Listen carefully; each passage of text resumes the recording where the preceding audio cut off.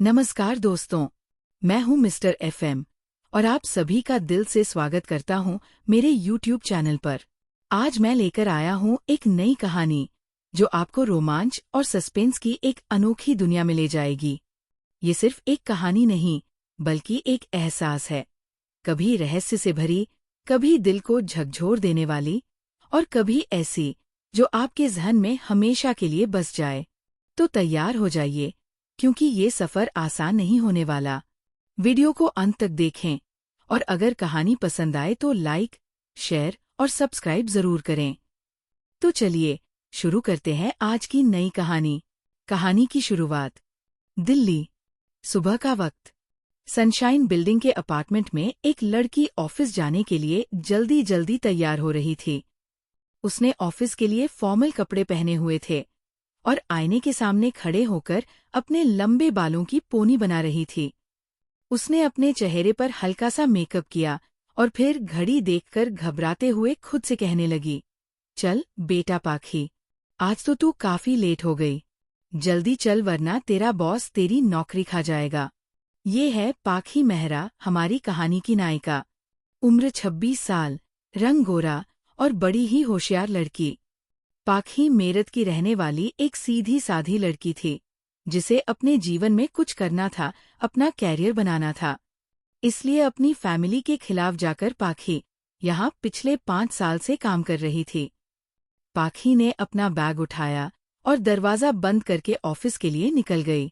Office में पहुंचते ही लोग पाखी को गुड मॉर्निंग विश करने लगे। पाखी ऑफिस जहां भी जाती लोग पहले से ही उसे ग्रीट करते थे, और करे भी क्यों ना, पाखी इस कंपनी के सीईओ की सेक्रेटरी थी।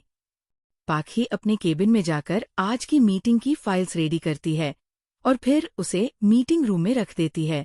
इतना काम करने के बाद जब पाखी अपने केबिन में वापस आती है तो एक लड़की पाखी की चेयर पर बैठी हूँ पाखी को देख रही थी। उस लड़की ने बड़े ही एटीट्यूड के साथ कहा, तो तुम आ ही गई। हम ये टाइम है ऑफिस आने का, काम पर तो ध्यान है नहीं, बस फाइल्स लेकर घूमती रहती हो। काम करना है तो टाइम से आया करो। ऐसा कहकर उस लड़की ने गुस्से में अपने हाथ बांध लिए और पाखी को घूर कर देखने लगी। पाखी सिर झुकाकर धीरे से कहती है, सॉरी राधिका मैम, आगे से मैं ध्यान रखूंगी। ऐसा कहकर पाखी राधिका की आंखों में देखने लगी, जो उसे गुस्से ने घूर रही थी। जब पाखी ने उसकी ओर देखा तो राधिका ने अपनी भौहें तान ली, जिसे देखकर पाखी की हंसी निकल गई। पाखी मुस्कुराते हुए बोली, क्या यार, सर की एक्टिंग करना बंद कर और जाके काम कर, वरना बाद में तुझे ऐसी ही बातें सुनने को मिलेगी सर से। राधिका मुंह बनाते हुए कहती है, उनका तो रोज का ही है, इतने खड़ूस बॉस मेरी ही किस्मत में क्यों है? उफ। ऐसा कहकर राधिका अपना सिर पकड़ लेती है। पाखी उसे देखकर मुस्कुराती है, फिर अपने मोबाइल में टाइम देखती है और हड़बाते हुए कहती है, बॉस के आने का टाइम हो गया, मैं नीचे जा रही हूँ और तू भी मीटिंग रूम में जल्दी आ जा। ऐसा कहकर पाखी बॉस के पास चली जाती है। पाखी और कुछ एम्प्लॉय गेट पर खड़े बॉस का वेट करने लगे। ठीक 10 बजे एक काले की मर्सिडीज गेट पर आकर रुकी। पाखी ने गहरी सांस ली और बॉस को फेस करने के लिए खुद को रेडी करने लगी। ड्राइवर ने कार का डोर ओपन किया और उसमें से कंपनी का बॉस बाहर आया। 6 फीट हाइट, गोरा रंग, डैशिंग पर्सनैलिटी और एक हैंडसम फेस जिस पर कोई एक्सप्रेशन नहीं था। ये है हमारी कहानी का नायक अक्षित वालिया, जो दिखने में जितना हैंडसम था उससे कई गुना ज्यादा उसके अंदर एटीट्यूड और एरोगेंस भरा था। लोगों से सीधी बात करना तो उसे आता ही नहीं थी। उसे देखकर सभी लोगों ने अपना सिर झुका लिया और अक्षित उन सबकों को घूरते हुए ऑफिस में एंटर होने लगा। पाखी धीरे से चलकर अक्षित के पास आती है और उसे गुड मॉर्निंग विश करती है। अक्षित उसे कोई जवाब नहीं देता और तेज कदमों से चलता हुआ सीधा मीटिंग रूम की ओर जाने लगता है। पाखी उसके स्पीड को मैच करते हुए उसे आज के शेड्यूल के बारे में बताने लगी। पाखी तेज कदमों से चलती हुए अक्षित से कहती है, सर आज की मीटिंग के लिए सभी लोग आ चुके हैं। इस मीटिंग के बाद आपको सीमेंट कंपनी के चीफ के साथ लॉन्च पर जाना। फिर शाम को आपको एक ओल्ड एज होम जाना है और उससे पहले न्यू सिटी के प्रोजेक्ट के लिए फाइनल टीम सेलेक्ट करनी है। अक्षित ने बिना के भाव के बस हम कहा। पाखी अभी भी उसके पीछे ही चल रही थी। वो दोनों अब मीटिंग रूम में पहुंच चुके थे। उनके जाते ही सभी लोग खड़े हो गई। फिर अक्षित जाकर अपनी चेयर पर बैठ जाता है। उसके बैठने के बाद ही बाकी लोग बैठ जाते हैं, सिवाय पाखी के। पाखी अक्षित के बगल में ही खड़ी थी और अक्षित को मीटिंग के फाइल्स दिखा रही थी। पाखी के अंदर जो कॉन्फिडेंट था वो वहां के किसी एम्प्लॉय में नहीं थी। जो लोग यहाँ बरसों से काम कर रहे थे उन्हें भी अक्षित के सामने बोलने में हिचक होती थी, लेकिन पाखी बड़े ही कॉन्फिडेंस से हर बात अक्षित को कह लेती थी। कुछ लोग पाखी को इस वजह से बहुत पसंद करते थे तो कुछ लोग नफरत। अक्षित बड़े ही ध्यान से मीटिंग में सबको ऑब्जर्व कर रहा था। कुछ लोगों का ध्यान बार बार भटक रहा था, जिसे देखकर अक्षित को गुस्सा आ रहा था। उसने टेबल पर जोर से हाथ मारा, जिसकी वजह से सारे लोग चौंक गए। अक्षित ने गुस्से में दांत पीसते हुए कहा, तुम लोग यहाँ काम करने आते हो या सोने? सुबह की ही मीटिंग में तुम सबको नींद आ रही है। ऐसा कहकर अक्षित सबको गुस्से में देखने लगा। उसे ऐसे देखकर सबका गया सूखने लगा। इसी बीच राधिका ने जब पानी पीने के लिए अपना हाथ ग्लास की ओर बढ़ाया तब उसका हाथ स्केल पर लग गया, जिससे स्केल नीचे गिर गई। उस शांत मीटिंग रूम में स्केल के गिरने की आवाज गूंजने लगी। अक्षित ने जब स्केल की आवाज सुनी तो उसकी भौहें गुस्से से तन गई। उसने गुस्से भरी नजरों से राधिका की ओर देखा। राधिका ने जब देखा कि अक्षित उसकी की तरफ देख रहा है तो उसका गला और भी सूखने लगा। वो अपनी थूक गटकने लगी। इधर बाकी बैठे सभी लोग का हाल भी कुछ ऐसा ही था। उन लोगों को लगा कि ये राधिका का आखिरी दिन होने वाला है। इतने में पाखी ने मीटिंग की दूसरी फाइल अक्षित की ओर बढ़ाते हुए कहा, सर, जो प्रीवियस कंपनी इस प्रोजेक्ट को हैंडल कर रही थी उनकी तरफ से ये ग्राउंड रिपोर्ट भेजी गई है। अक्षित ने तुरंत अपना ध्यान फाइल की ओर लगाया। जब अक्षित की नजर राधिका से हटी तब उसकी जान में जान आई। उसने एक गहरी सांस ली और मुस्कुराते हुए पाखी की ओर देखने लगी। पाखी में भी उसकी ओर स्माइल दी। कुछ ही देर में मीटिंग खत्म हो गई। अक्षित सबसे पहले रूम से बाहर निकला, उसके बाद बाकी लोग बाहर निकलने लगे। पाखी फाइल को फिर से अरेंज करने लगी। इतने में राधिका पाखी के पास आकर उसका हाथ पकड़ के बोली, थैंक यू यार, तूने फिर से बचा लिया। पाखी ने एक खूबसूरत स्माइल के साथ कहा, मिशन नॉट, बस मुझे आइसक्रीम खिला देना। राधिका ने भी कहा, हाँ क्यों नहीं। अच्छा एक बात बता, तुझे डर नहीं लगता उस खड़ूस से? वो दिखने में ही कितने खतरनाक है। पाखी फाइल उठाते हुए बोली, डर के भी क्या होने वाला है, कल फिर यही आना है। अब मैं चलती हूँ, सर को कॉफी देना है। इतना कहकर पाखी वहां से चली जाती है और अक्षित के लिए कॉफी बनाने लगती है। इधर अक्षित अपने केबिन में बैठा अपने लैपटॉप में काम कर रहा था। इतने में उसकी माँ का कॉल आता है, जिसे देखकर अक्षित अपना सर पकड़ लेता है और मन में सोचता है, कल रात की पार्टी के बारे में ही बात करनी होगी इन्हें। ओ गॉड। अक्षित बिना किसी भाव के, हाँ मॉम। सुप्रिया, अक्षित की मॉम। अक्षित ये क्या हरकत है? हाँ सुबह उठ के देखो तो तुम छाए हो न्यूज़ पे। और तुम इस रोजी के साथ घूमना कब बंद करोगे? उसके चक्कर में तुम अपनी लाइफ बर्बाद कर लोगे। अक्षित ने बिना किसी भाव के कठोर शब्दों में कहा, मॉम मैं अब आपका प्यारा सा अक्षित नहीं रहा। मेरी भी कोई लाइफ है, इसे मैं अपने हिसाब से जीना चाहता हूँ। So please stay out of it. अक्षित की इन बातों ने सुप्रिया के बहुत हर्ट किया। उनकी आंखों से आंसू निकल आए। उन्होंने सिसकियां लेते हुए कहा, हाँ अब यूं मेरा वो अक्षित नहीं रहा जो सबकी केयर करता था, हंसता था, गाता था। और ये सब उस माया की वजह से हुआ है। आखिर कब तक उसकी वजह से तू खुद को ही तकलीफ।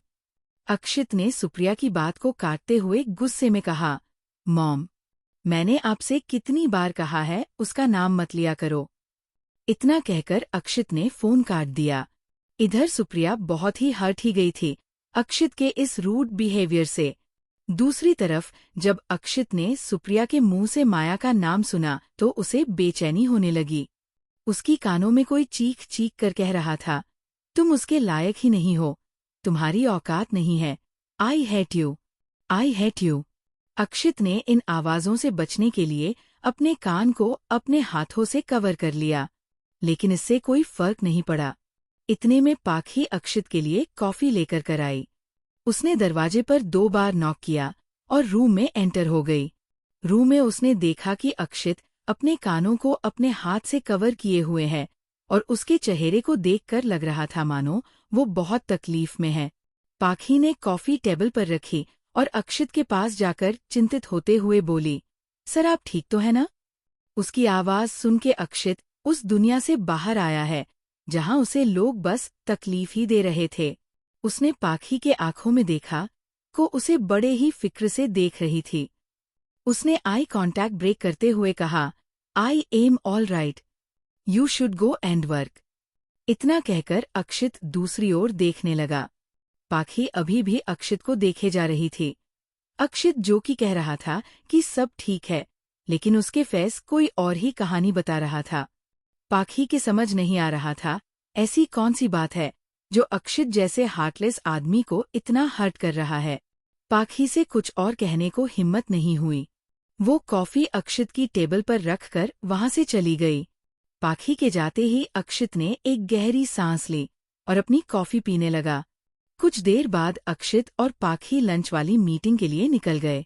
मीटिंग के बाद अक्षित और पाखी ऑफिस की ओर आने लगे। रास्ते में अक्षित मोबाइल में एक कॉल आया, जिसे अक्षित ने बिना किसी देर किए उठाया। फोन की दूसरी तरफ से एक आदमी ने रौबदार आवाज में कहा, आज रात को क्लब में ये काम हो जाना चाहिए और मुझे कोई परेशानी नहीं चाहिए। अक्षित बिना किसी भाव के, येस बॉस। अक्षित के मुंह से येस बॉस सुनकर पाखी, जो कि ड्राइवर की बगल वाली सीट पर बैठी थी, चौंक गई। उसने मिरर में अक्षित को देखा जो बिना किसी भाव के उस आदमी से बात कर रहा था। पाखी मन में सोच रही थी, कमाल है, अक्षित सर के ऊपर भी कोई बॉस है? मुझे आज तक इसके बारे में कैसे नहीं पता। पाखी अपने ख्यालों में खोई हुई थी। तभी अक्षित ने रौबदार आवाज में कहा, पाखी तुम यहाँ से ओल्ड एज होम चली जाना, मुझे कुछ और काम है। अक्षित की आवाज सुनकर पाखी अपने ख्याल से बाहर आई। उसने चौंक कर अक्षित की ओर देखा और कहा, लेकिन सर आपका वहाँ जाना इम्पोर्टेंट है, वहाँ मीडिया भी होगी और आपके डैड ने कहा था कि आपको मीडिया से भी बात करनी है। पाखी ने अपनी बात पूरी करते हुए अक्षित की ओर देखा जो अभी उसे गुस्से में घूर रहा था। उसे इस तरह देखकर पाखी थोड़ा घबरा गई, लेकिन उसने खुद को संभालते हुए कहा, sir it's really important for your image, we have to go. लेकिन अक्षित ने उसकी बात पर ध्यान नहीं दिया और गुस्से में बोला, तुम्हारा बॉस मैं हूं या डैड? तुमसे जितना बोला गया है उतना करो, तुम्हें बहस करने के नहीं मेरे ऑर्डर मानने के पैसे मिलते हैं। पाखी ने देखा कि अब अक्षित का गुस्सा काफी बढ़ गया है, इसलिए उसने और कुछ नहीं और चुपचाप ऑफिस के गेट के सामने उतर गई। अक्षित वहां से सीधा क्लब चला गया। इधर पाखी ऑटो लेकर ओल्ड एज होम पहुंच गई, जहां अक्षित के कंपनी की तरफ से डोनेशन कैंप चलाया जा रहा था। पाखी वहां पहुंचकर सबको मदद करने लगी। इतने में एक बूढ़ी औरत पाखी के पास आकर कहती है, बेटा तुम्हारा बॉस नहीं आया? मुझे उससे एक काम था। पाखी उस औरत से बड़े प्यार से कहती है, नहीं दादी, उन्हें कुछ और काम था। अगर आप उनसे कुछ कहना चाहती है तो मुझे बता दीजिए, मैं आपकी बात उन तक पहुंचा दूंगी। दादी, नहीं बेटा, मुझे उससे ही बात करनी है, अगली बार आना तो उसे जरूर लेकर आना। इतना कहकर वो बूढ़ी औरत वहां से चली गई। पाखी डोनेशन में आए हुए सामान को अरेंज करने लगी और खुद में ही बड़बड़ाने लगी, बॉस का सही, बस दिन कहते रहते हैं पाखी ये करो, पाखी वो करो, और खुद पता नहीं किस क्लब में एंजॉय कर रहे होंगे। I really hate this types of people. पाखी फ्रस्ट्रेट होकर अपना काम करने लगती है। इतने में एक लड़का पाखी से कहता है, यही तो काम है बॉस की सेक्रेटरी का, तुम्हें खुद ही बॉस के काम को संभलना पड़ता है। पाखी इस आवाज की दिशा में दिखती है, जहां एक लंबा चौड़ा लड़का, जो दिखने में भी काफी हैंडसम था, पाखी की ओर देखकर मुस्कुरा रहा था। उसको देखते हुए पाखी के चेहरे पर एक स्माइल आ गई। उसने कहा, अरे तरुण, तुम भी यहाँ हो। ये तरुण है पाखी के बचपन का दोस्त। इसी की वजह से पाखी को इस कंपनी में जॉब मिल पाई थी। तरुण पाखी के पास आया और सामान अरेंज करने में उसकी मदद करने लगा। तरुण, तो आपके बॉस कहाँ गए हैं? Any idea? पाखी, जो कि दिन भर काम करके बहुत थक गई थी, उसने थकावट भरी आवाज में कहा, तुम्हें तो अच्छे से पता है उनकी आदतें। गए हैं अपनी गर्लफ्रेंड के साथ क्लब एंजॉय करने। ओह, मेरे कंधे कितने दुख रहे हैं। तरुण उसे थका हुआ देखकर बड़े प्यार से कहता है, एक काम करो, तुम घर चली जाओ, बाकी का काम मैं देख लूंगा हम। पाखी उसकी बात सुनकर कहती है, नहीं, इतना सारा काम तुम अकेले कैसे कर पाओगे? तुम्हें भी तो घर जाना होगा ना। ऐसा कहकर पाखी फिर सामान उठाने लगी। तरुण, जो कि पाखी के साइड में खड़ा था, उसने पाखी का हाथ पकड़कर उसकी आंखों में देखते हुए कहा, डोंट वरी, मैं सब संभाल लूंगा। अभी तुम जाओ, हम कल बात करते हैं। तरुण जिस तरह से पाखी की आंखों में देख रहा था, उसकी वजह से पाखी थोड़ा शर्मा गई। उसकी धड़कन तेज हो है और उसका चेहरा भी लाल होने लगा, जिसे देखकर तरुण को लगा कि कहीं पाखी को बुखार तो नहीं है। इसलिए वो पाखी के माथे को अपने हाथ से छूकर उसका टेम्परेचर चेक करने लगा। तरुण अपना सिर हिलाते हुए, हम बुखार तो नहीं है तुम्हें, शायद थकावट के वजह से तुम्हारी ये हालत हो गई है। पाखी ने झटके से तरुण के हाथ को पाने माथे से दूर किया और थोड़ा हड़बाते हुए कहने लगी, शायद तुम ठीक कह रहे हो, मुझे घर चले जाना चाहिए। I really need some rest. ऐसा कहकर पाखी ने अपना बैग लिया और तरुण को बाय बोलकर वहां से चली गई। रास्ते में उसे बार बार तरुण का यू पास आना याद आ रहा था, जिसको वजह से उसके फेस पर एक स्माइल थी। पाखी दिल ही दिल में तरुण को पसंद करती थी, लेकिन उसमें इतनी हिम्मत नहीं थी कि वो अपनी फीलिंग कभी कॉन्फेस कर पाए। उसके लिए अक्षित का गुस्सा हैंडल करना बहुत आसान था, लेकिन ये अपनी फीलिंग बताना नहीं। रात होने लगी थी। वही दूसरी तरफ अक्षित क्लब में पहुंच चुका था, जहां कुछ लोग पहले से ही उसका वेट कर रहे थे। अक्षित के हाथ में एक बैग था और अक्षित का ड्राइवर भी उसके साथ ही था। इतने में एक आदमी आया और उसने अक्षित से बड़े ही एटीट्यूड के साथ कहा, तुम यहाँ से बस अकेले ही जाओगे, कोई बाहर का आदमी तुम्हारे साथ नहीं जा सकता। उसकी बात सुनने के बाद अक्षित ने अपने ड्राइवर को बाहर जाने का इशारा किया, क्योंकि वो इस काम को बिना किसी परेशानी के करना था। ड्राइवर के जाते ही वो आदमी अक्षित को अपने बॉस के पास ले गया। वहां जाकर अक्षित देखता है कि काले शूट 10 से 12 आदमी अपने हाथ बांध कर खड़े हैं और उनके बीच में एक आदमी सफेद शूट में बैठा ड्रिंक कर रहा था। इस आदमी का नाम रुस्तम था। वो आदमी जो अक्षित को लेकर आया था, उसने सिर झुकाकर रुस्तम से कहा, भाई, मैं उसे ले आया। इतना कहकर उसने अक्षित की ओर इशारा किया। रुस्तम अक्षित को ऊपर से नीचे तक देखने लगा। अक्षित को रुस्तम का इस तरह से देखना बिल्कुल भी पसंद नहीं आया। वो भी बड़े एटीट्यूड के साथ रुस्तम की ओर देखने लगा और उसके सामने वाली चेयर पर बैठ गया। ये देखकर रुस्तम की भौहें तन गई। आज तक किसी की हिम्मत नहीं हुई थी कि रुस्तम के सामने इस तरह से बैठे, और अक्षित बिना उसकी इजाजत के ही बैठ गया। रुस्तम के आसपास खड़े लोग भी उसे गुस्से में देखने लगे। उनमें से एक आदमी से अब रहा नहीं जा रहा था। उसने अपनी मुट्ठी कस ली और चिल्लाते हुए अक्षित की ओर दौड़ने लगा।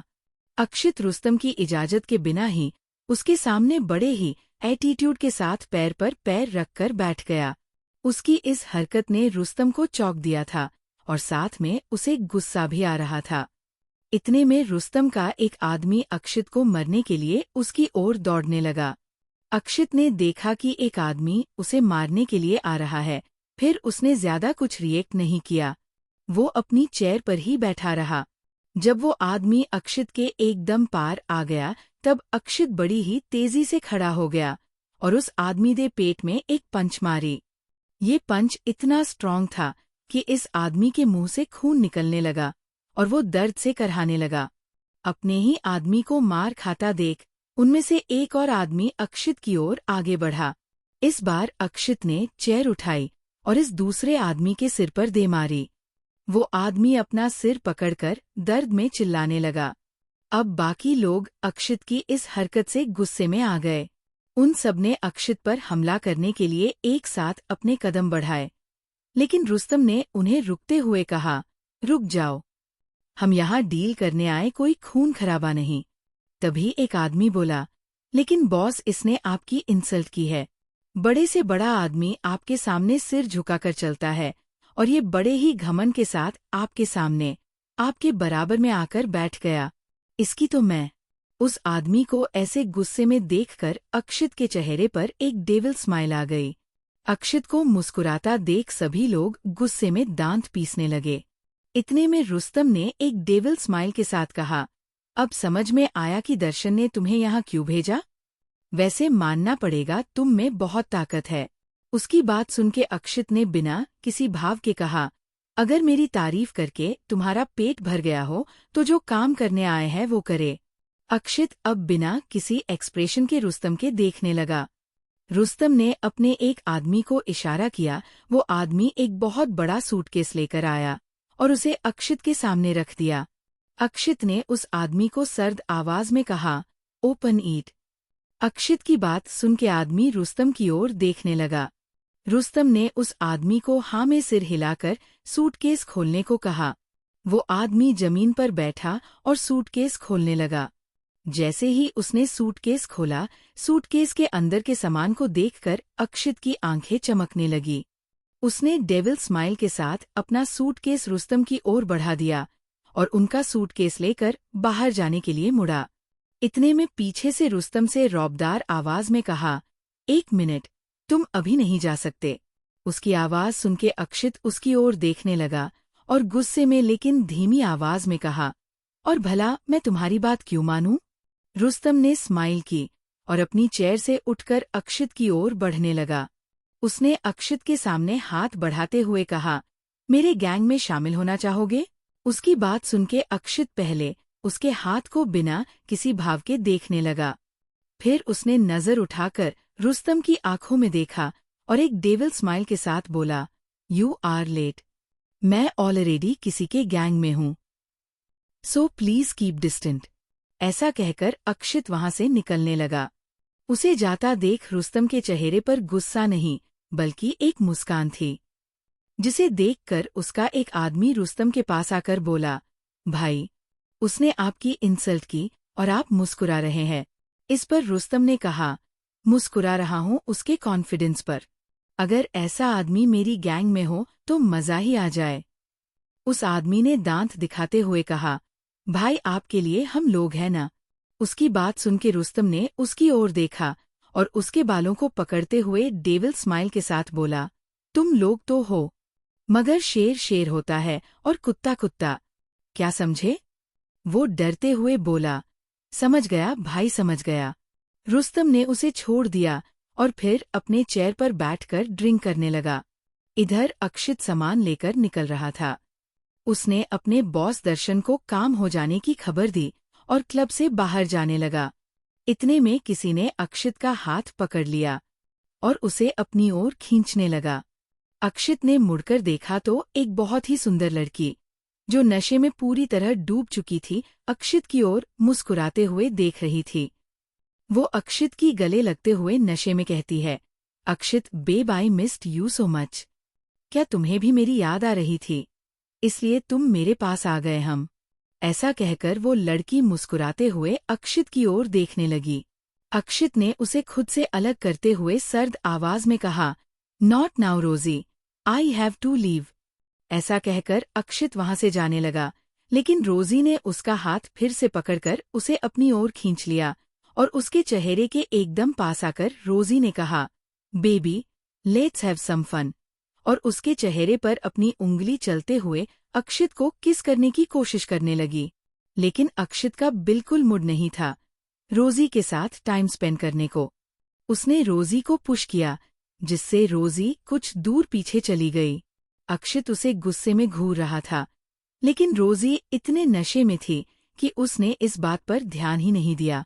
रोजी फिर से अक्षित की ओर बढ़ने लगी, लेकिन अक्षित ने गुस्से में कहा, डोंट यू डेयर।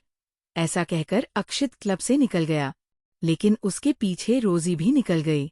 रोजी अक्षित का नाम चिल्लाते हुए उसके पीछे पीछे जाने लगी, लेकिन अक्षित ने उसे पूरी तरह से इग्नोर कर रखा था। अक्षित अपने कार में बैठा और बिना रोजी की ओर देखे वहां से चला गया। रोजी अब पीछे छूट चुकी थी। उसे अक्षित की हरकत पर बहुत गुस्सा आ रहा था। कल रात को ही उन्होंने सुबह होने तक पार्टी की थी और आज अक्षित रोजी को इतना इग्नोर कर था। रोजी अक्षित के कार को जाते हुए देख रही थी। नशे में और गुस्से में उसकी आंखें छोटी हो गई थी। उसने एक डेविल स्माइल के साथ कहा, मुझसे बचकर कहा जाओगे Akshit baby, you will be mine सुन। इतना कहकर रोजी फिर से क्लब में चली गई। अगली सुबह पाखी टाइम से ऑफिस पहुंच चुकी थी।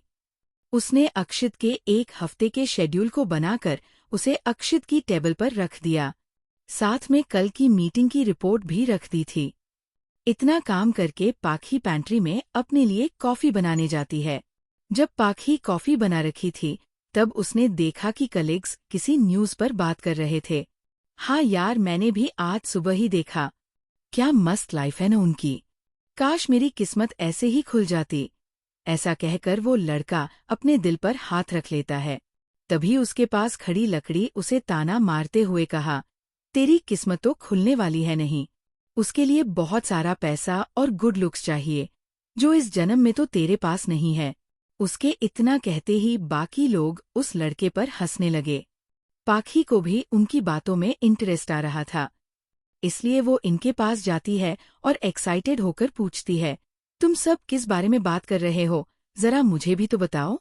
पाखी की आवाज सुनकर वो सब थोड़ा डर जाते हैं, क्योंकि वो जिसके बारे में बात कर रहे थे वो और कोई नहीं अक्षित था। पाखी के जाते ही वो सब चुप हो जाते हैं। ये देखकर पाखी को बहुत अजीब लगता है, लेकिन एक लड़की पाखी से कहती है, पाखी हम तुम्हें बता देंगे, लेकिन तुम प्रॉमिस करो हमारी शिकायत नहीं करोगी। इस पर पाखी ने बड़े प्यार से कहा, हाँ बाबा नहीं करूंगी। पहले बताओ तो क्या बात है। पाखी के इतना पूछने पर पहले तो सभी लोग एक दूसरे को देखने लगते हैं। फिर एक लड़की अपना फोन निकल के पाखी को देती है, जिसमें अक्षित और रोजी की न्यूज़ चल रही थी। उस न्यूज़ में बताया जा रहा था कि कल रात को अक्षित और रोजी देर रात तक पार्टी कर रहे थे और उन्होंने नशे ही हालत में एक दूसरे को किस किया था और उनकी किसिंग की फोटो को जूम करके दिखाया जा रहा था। ये न्यूज़ देखकर पाखी की आंखें शौक से बड़ी हो गई। उनसे खुद से कहा, तो कल सर को ये इम्पोर्टेंट काम करना था। कुछ कहा तुमने? एक लड़की ने पाखी से पूछा। पाखी, नहीं कुछ भी नहीं। इतना कहकर पाखी अपनी कॉफी पीने लगी, लेकिन तभी उसने टाइम देखा तो अक्षित के आने का टाइम हो चुका था। इसलिए पाखी उन सबको बाय बोलकर अक्षित के पास चली गई। पाखी जब अक्षित के केबिन की ओर आती है तो वो देखती है कि अक्षित पहले से ही अपने केबिन में था। पाखी अक्षित के लिए एक और कॉफी बनाकर लाती है और उसे अक्षित की टेबल पर रख देती है। पाखी अक्षित की कॉफी को उसके टेबल पर रखकर अपने काम में फिर से लग जाती है। पाखी के जाते ही अक्षित के फोन में फिर से उसकी माँ का कॉल आता है। ये देखकर अक्षित का दिमाग फिर से खराब हो जाता है। अक्षित अपने मॉम की कॉल को नहीं उठाता और उसे इग्नोर करके अपने लैपटॉप में काम करने लगता है। लेकिन तभी अक्षित का फोन फिर बजने लगता है। इस बार कॉल अक्षित के डैड ने किया था, लेकिन अक्षित और उसके डैड की ज्यादा कुछ बनती नहीं थी। इसलिए अक्षित ने अपना फोन देखा और कॉल को कट करके स्विच ऑफ कर दिया और फिर से अपने काम में लग गया। अक्षित के कॉल नहीं उठाने पर उसके डैड को बहुत गुस्सा आने लगा।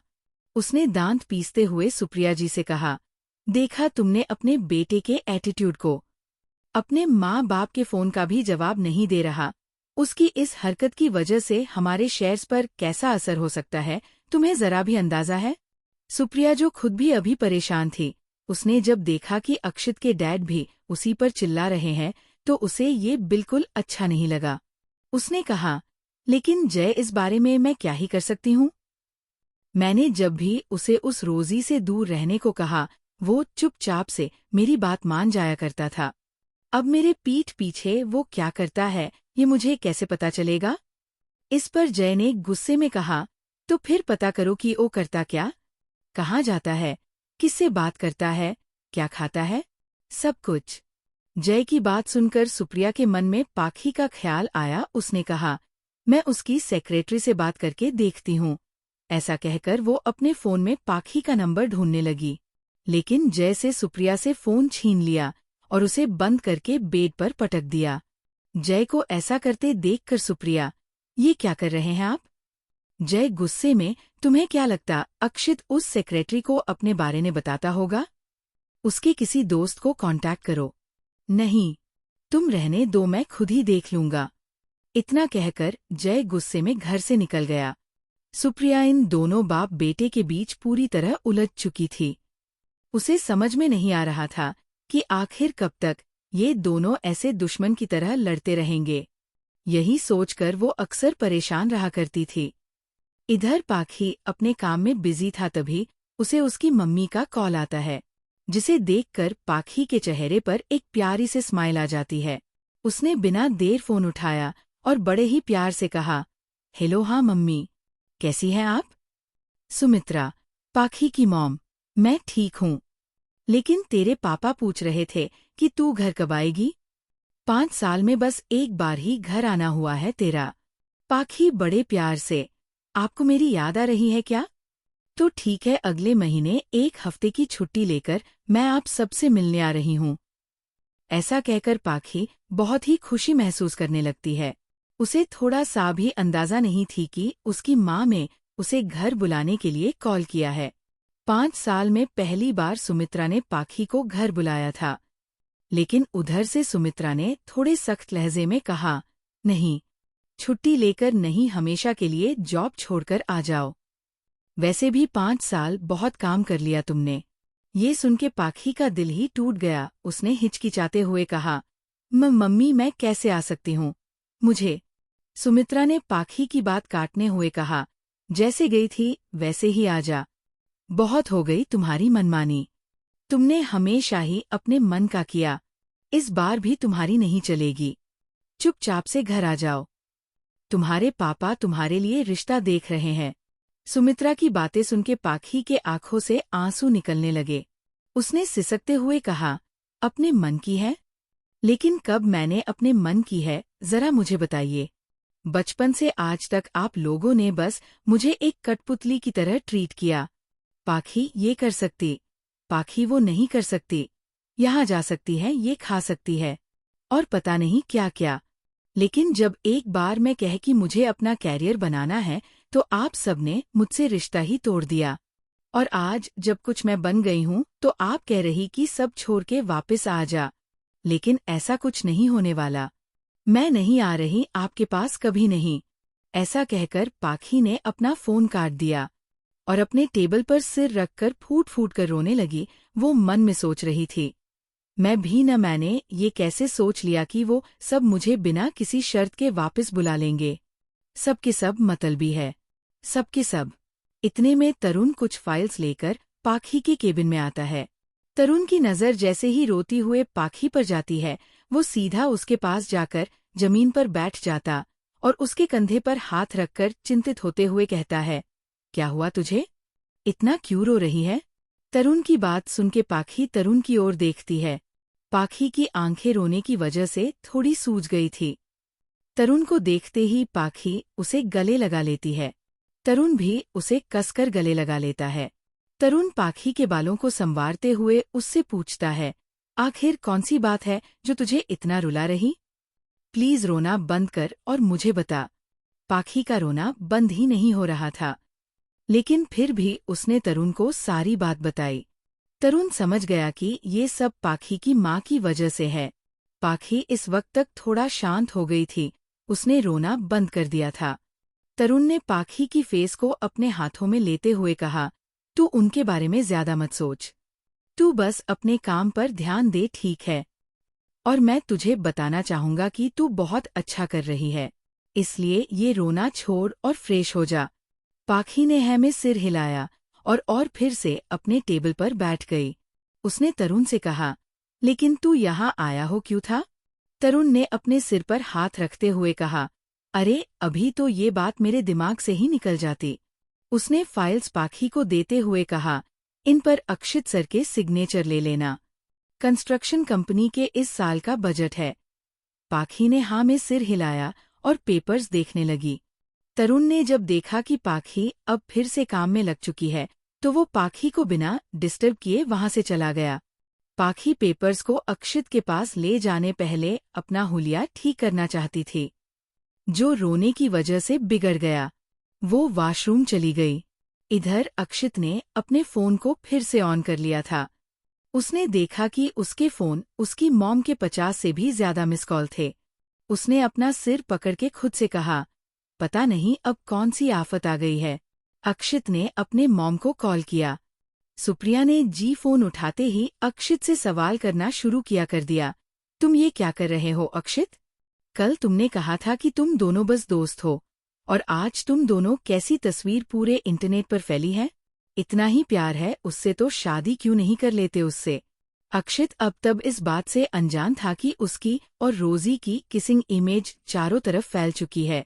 उसने कहा, मॉम पहले आप मुझे ये बताइए कि कैसे तस्वीर है जो फैली हुई है और किसके साथ?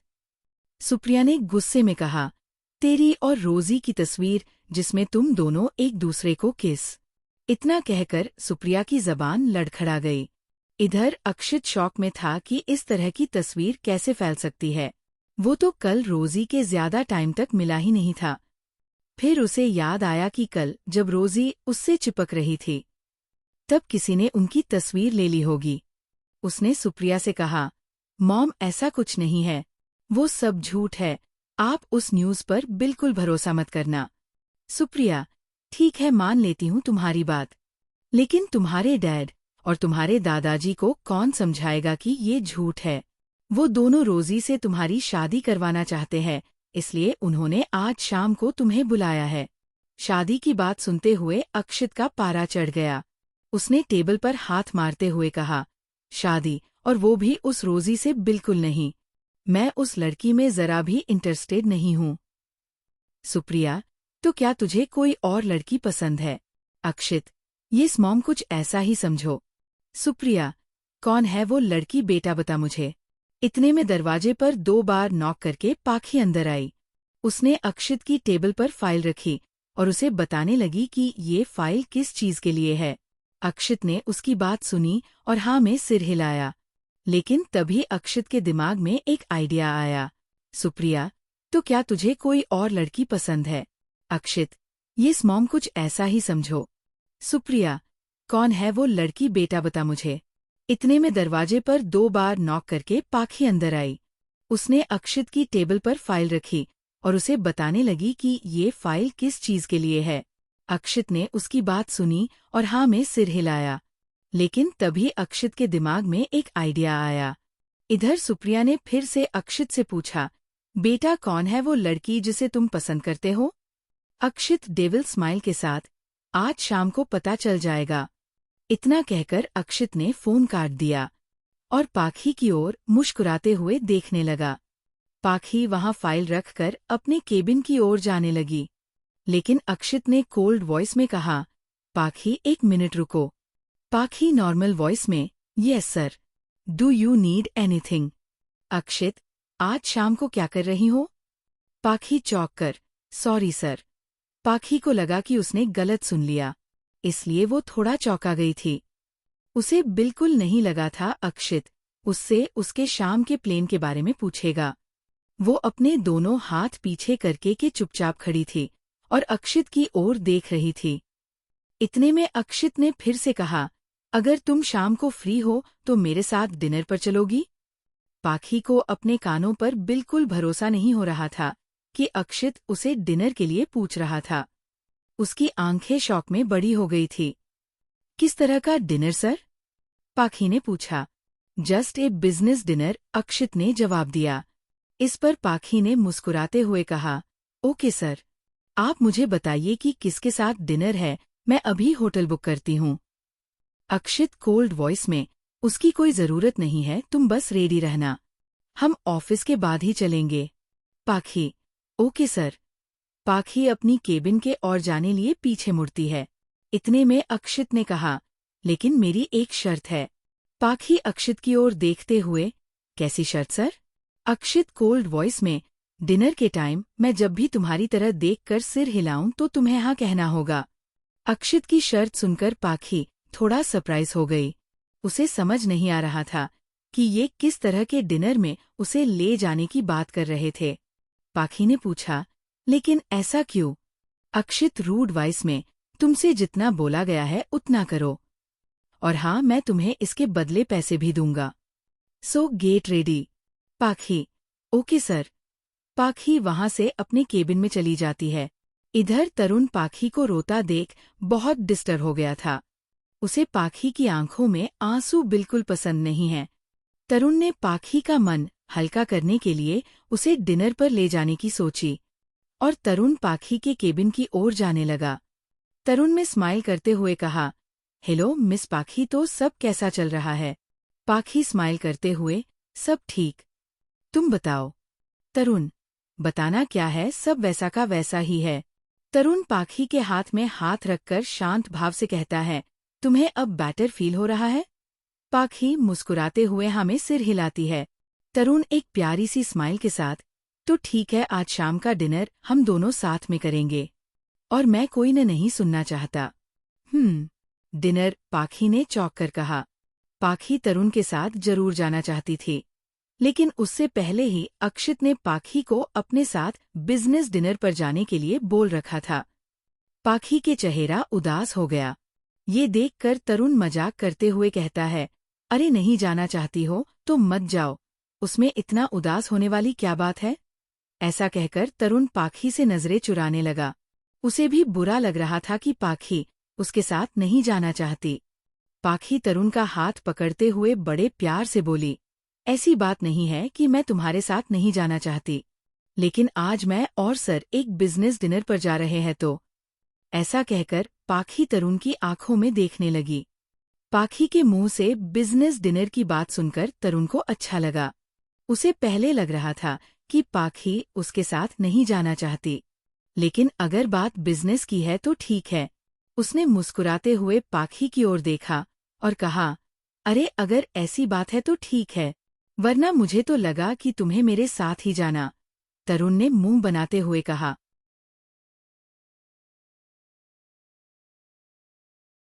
उसे इस तरह देखकर पाखी कहती है, तुम्हारे साथ जाने के लिए तो मैं हमेशा रेडी हूँ। दोनों साथ में हंसने लगते हैं। इतने में अक्षित पाखी के केबिन का दरवाजा खोलता है और बड़े ही रूड वॉइस में कहता है, वी नीड टू लीव। ऐसा कहकर अक्षित बाहर चला जाता है। पाखी तरुण को बाय बोलती है और अपना बैग पकड़कर अक्षित के पीछे पीछे चलने लगती है। दोनों कार में बैठते हैं। अक्षित कार की पीछे वाली सीट पर और पाखी ड्राइवर की बगल वाली सीट पर।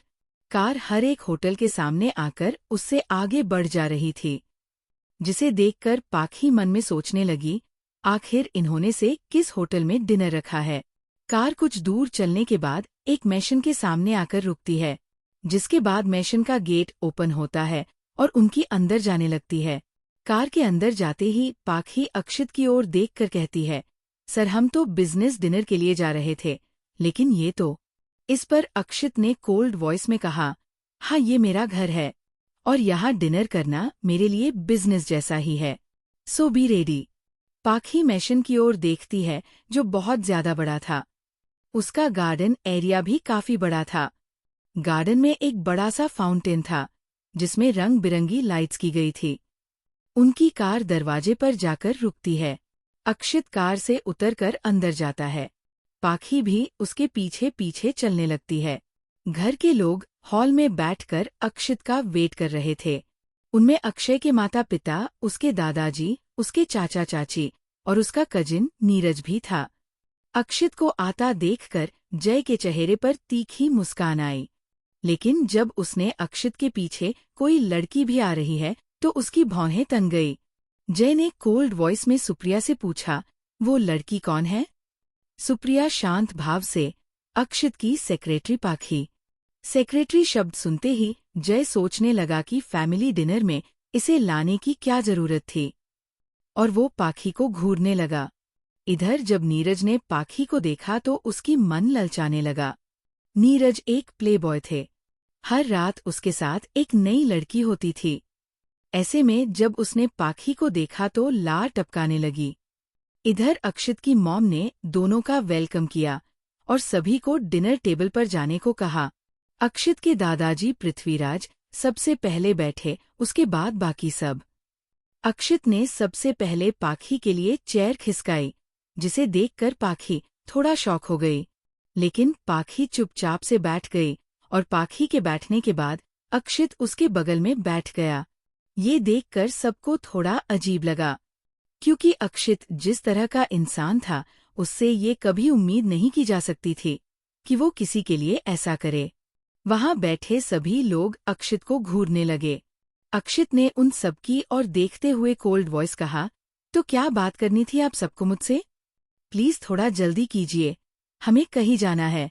जय जो कि खाना खा रहा था, उसने अपनी चम्मच प्लेट पर रखते हुए गुस्से से कहा, उसके पहले मुझे ये बताओ कि फैमिली डिनर में तुम किसी बाहर के इंसान को लेकर क्यों आए हो?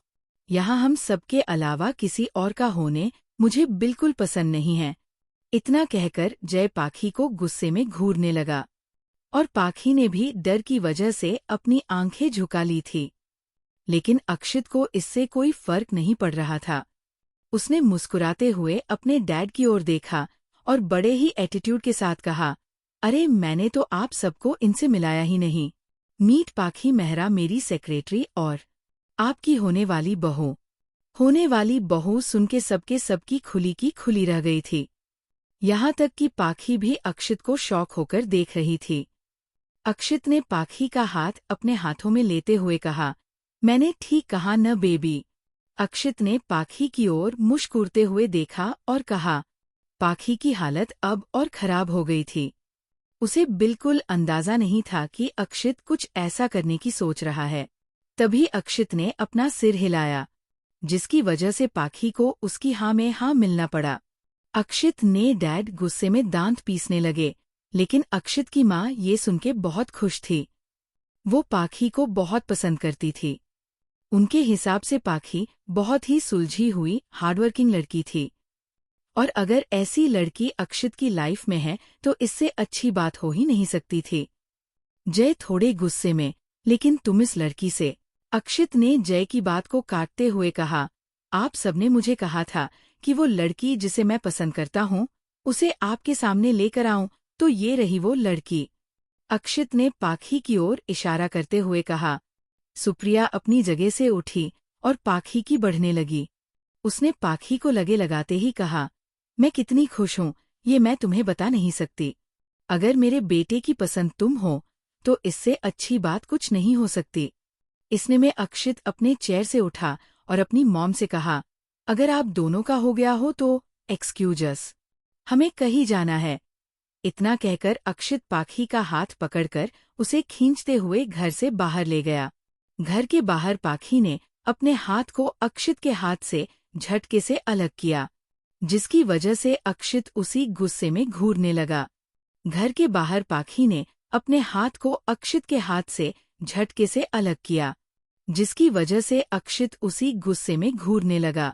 लेकिन इस बार पाखी को अक्षित के गुस्से से बिल्कुल फर्क नहीं पड़ने वाला था।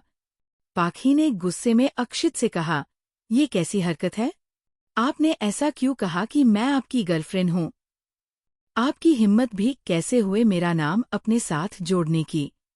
पाखी की आंखों से चिंगारी बरस रही, जिसे देखकर अक्षित ने एक डेविल स्माइल के साथ कहा, मैंने बस थोड़ा सा यूज किया तुम्हें शादी के झमेले से बाहर निकलने के लिए।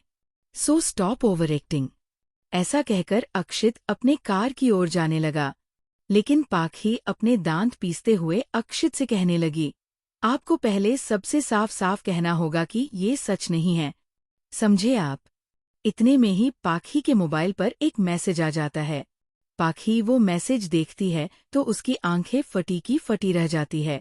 मैसेज में लिखा था कि आपके अकाउंट पर 20 लाख रुपए जमा हो चुके हैं।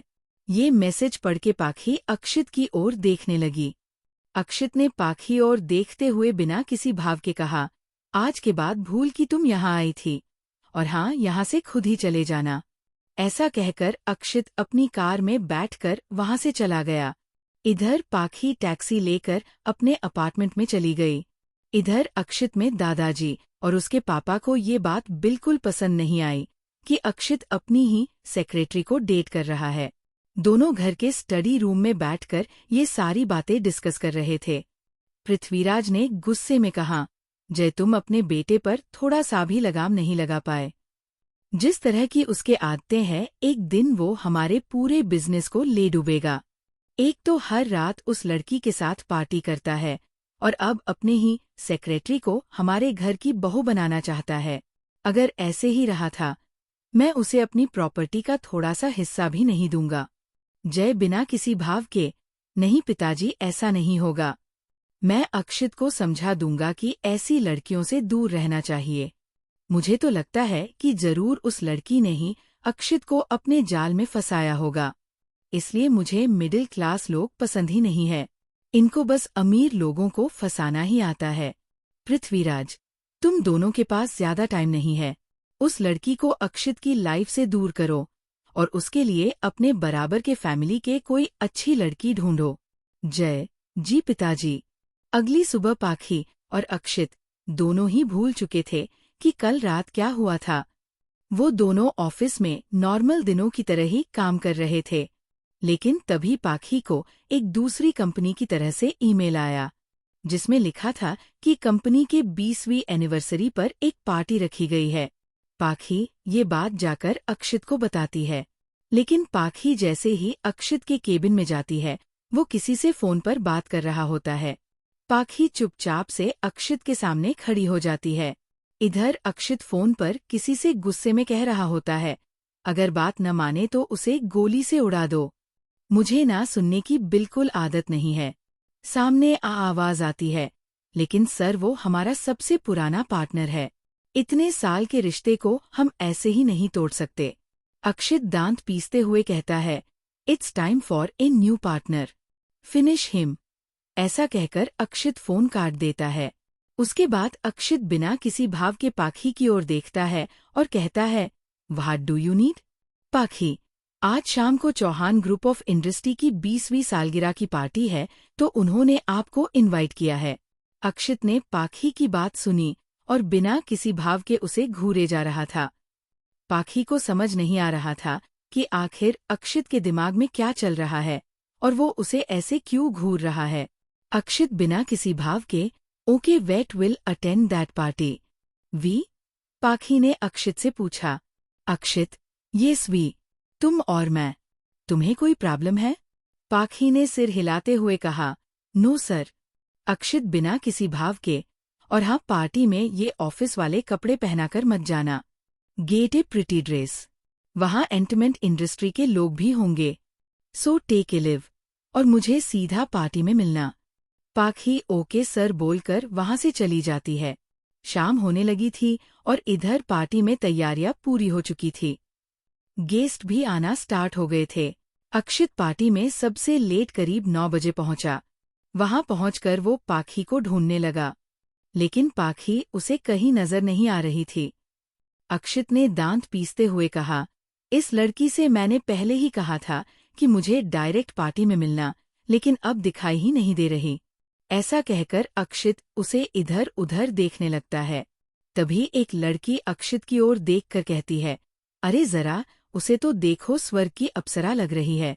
जब उस लड़की ने ऐसा कहा तो पार्टी के गेस्ट अक्षित की ओर देखने लगे।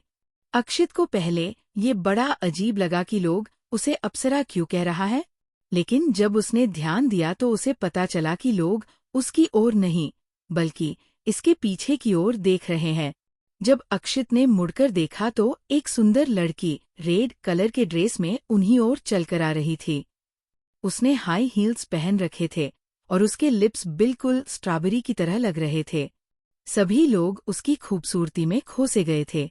एक पल के लिए तो अक्षित भी भूल गया था कि उसके आसपास और भी लोग हैं। वो लड़की अक्षित के पास आई और उसने कहा, एम आई लेट? अक्षित ने जब उसकी आवाज सुनी तब वो होश में आया और उसने कोल्ड वॉइस में कहा, येस यू आर। तुम्हें मुझसे पहले यहाँ आना चाहिए था। पाखी, यू आर सो केयरलेस। पाखी सिर झुकाकर, सॉरी सर। अक्षित कोल्ड वॉइस में, अब ऐसा रिएक्ट मत करो कि मैं तुम्हें डांट रहा हूँ। B normal. पाखी ने हाँ में सिर हिलाया और वो दोनों पार्टी के होस्ट से मिलने गए। अक्षित आगे आगे और पाखी उसके पीछे पीछे। मिस्टर चौहान से मिलने के बाद अक्षित और पाखी एक काउंटर पर आकर खड़े हो गए। अक्षित ने पीने के लिए एक ग्लास वाइन लिया था और पाखी बस पार्टी एंजॉय कर रही थी। उनके काउंटर से ही दूर एक कपल थे जो कुछ ही दिनों में शादी करने वाले थे। लोग उनसे उनकी शादी की प्रिपरेशन के बारे पूछ रहे थे और वो दोनों भी उन्हें खुलकर सारी बात बता रहे थी। इतने में दो लड़कियां उस लड़की का नाम चिल्लाते हुए कहती है, वो देख सुपर मॉडल माया कपूर और उनके साथ कार्तिक शुक्ला भी। वो लड़कियां माया के पास जाती है और माया से उसका ऑटोग्राफ ले रहे थे और उससे बातें कर रहे थे। ये वही माया है जिसके बारे में अक्षित की मॉम बात कर रही थी। एक लड़की माया से कहती है, मैम हम आपके वेडिंग के लिए बहुत खुश है। आप दोनों साथ में कितने अच्छे लगते हो। हाँ मैम, आप दोनों मेड फॉर ईच अदर हो। दूसरी लड़की ने कहा। माया ने मुस्कुराते हुए कहा, थैंक यू सो मच। आप सबके प्यार के लिए। मैं कितनी लकी हूँ कि मुझे कार्तिक जैसा लाइफ पार्टनर मिला। आई होप कि आप सबको भी आपका स्पेशल वन मिल जाए।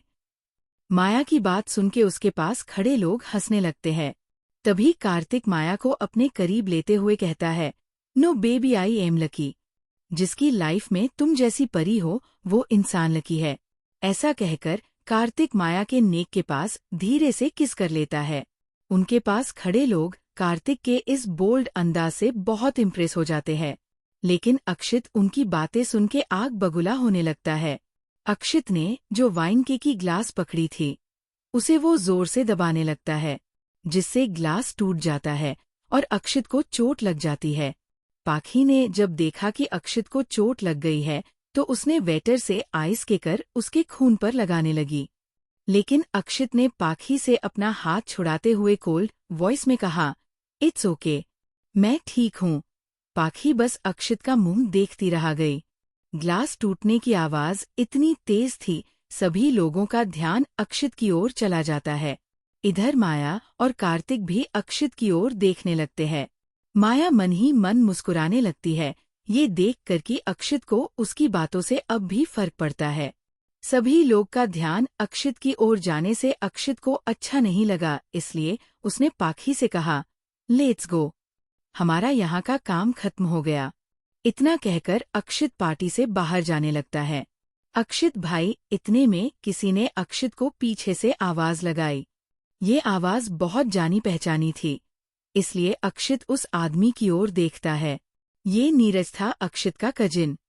उसने मुस्कुराते हुए अक्षित को गले लगाया और उससे कहा, आप यहाँ आए हो, फिर भी मुझसे मिले बिना ही जा रहे थे। ऐसा कैसे कर सकते हैं आप? अक्षित ने बिना किसी भाव के कहा, कुछ काम था इसलिए निकल रहा था। इतने में नीरज पाखी की ओर देखने लगा। असल में तो नीरज ने पहले पाखी को ही देखा था, लेकिन उससे मिलने के लिए उसे पहले अक्षित से मिलना पड़ा।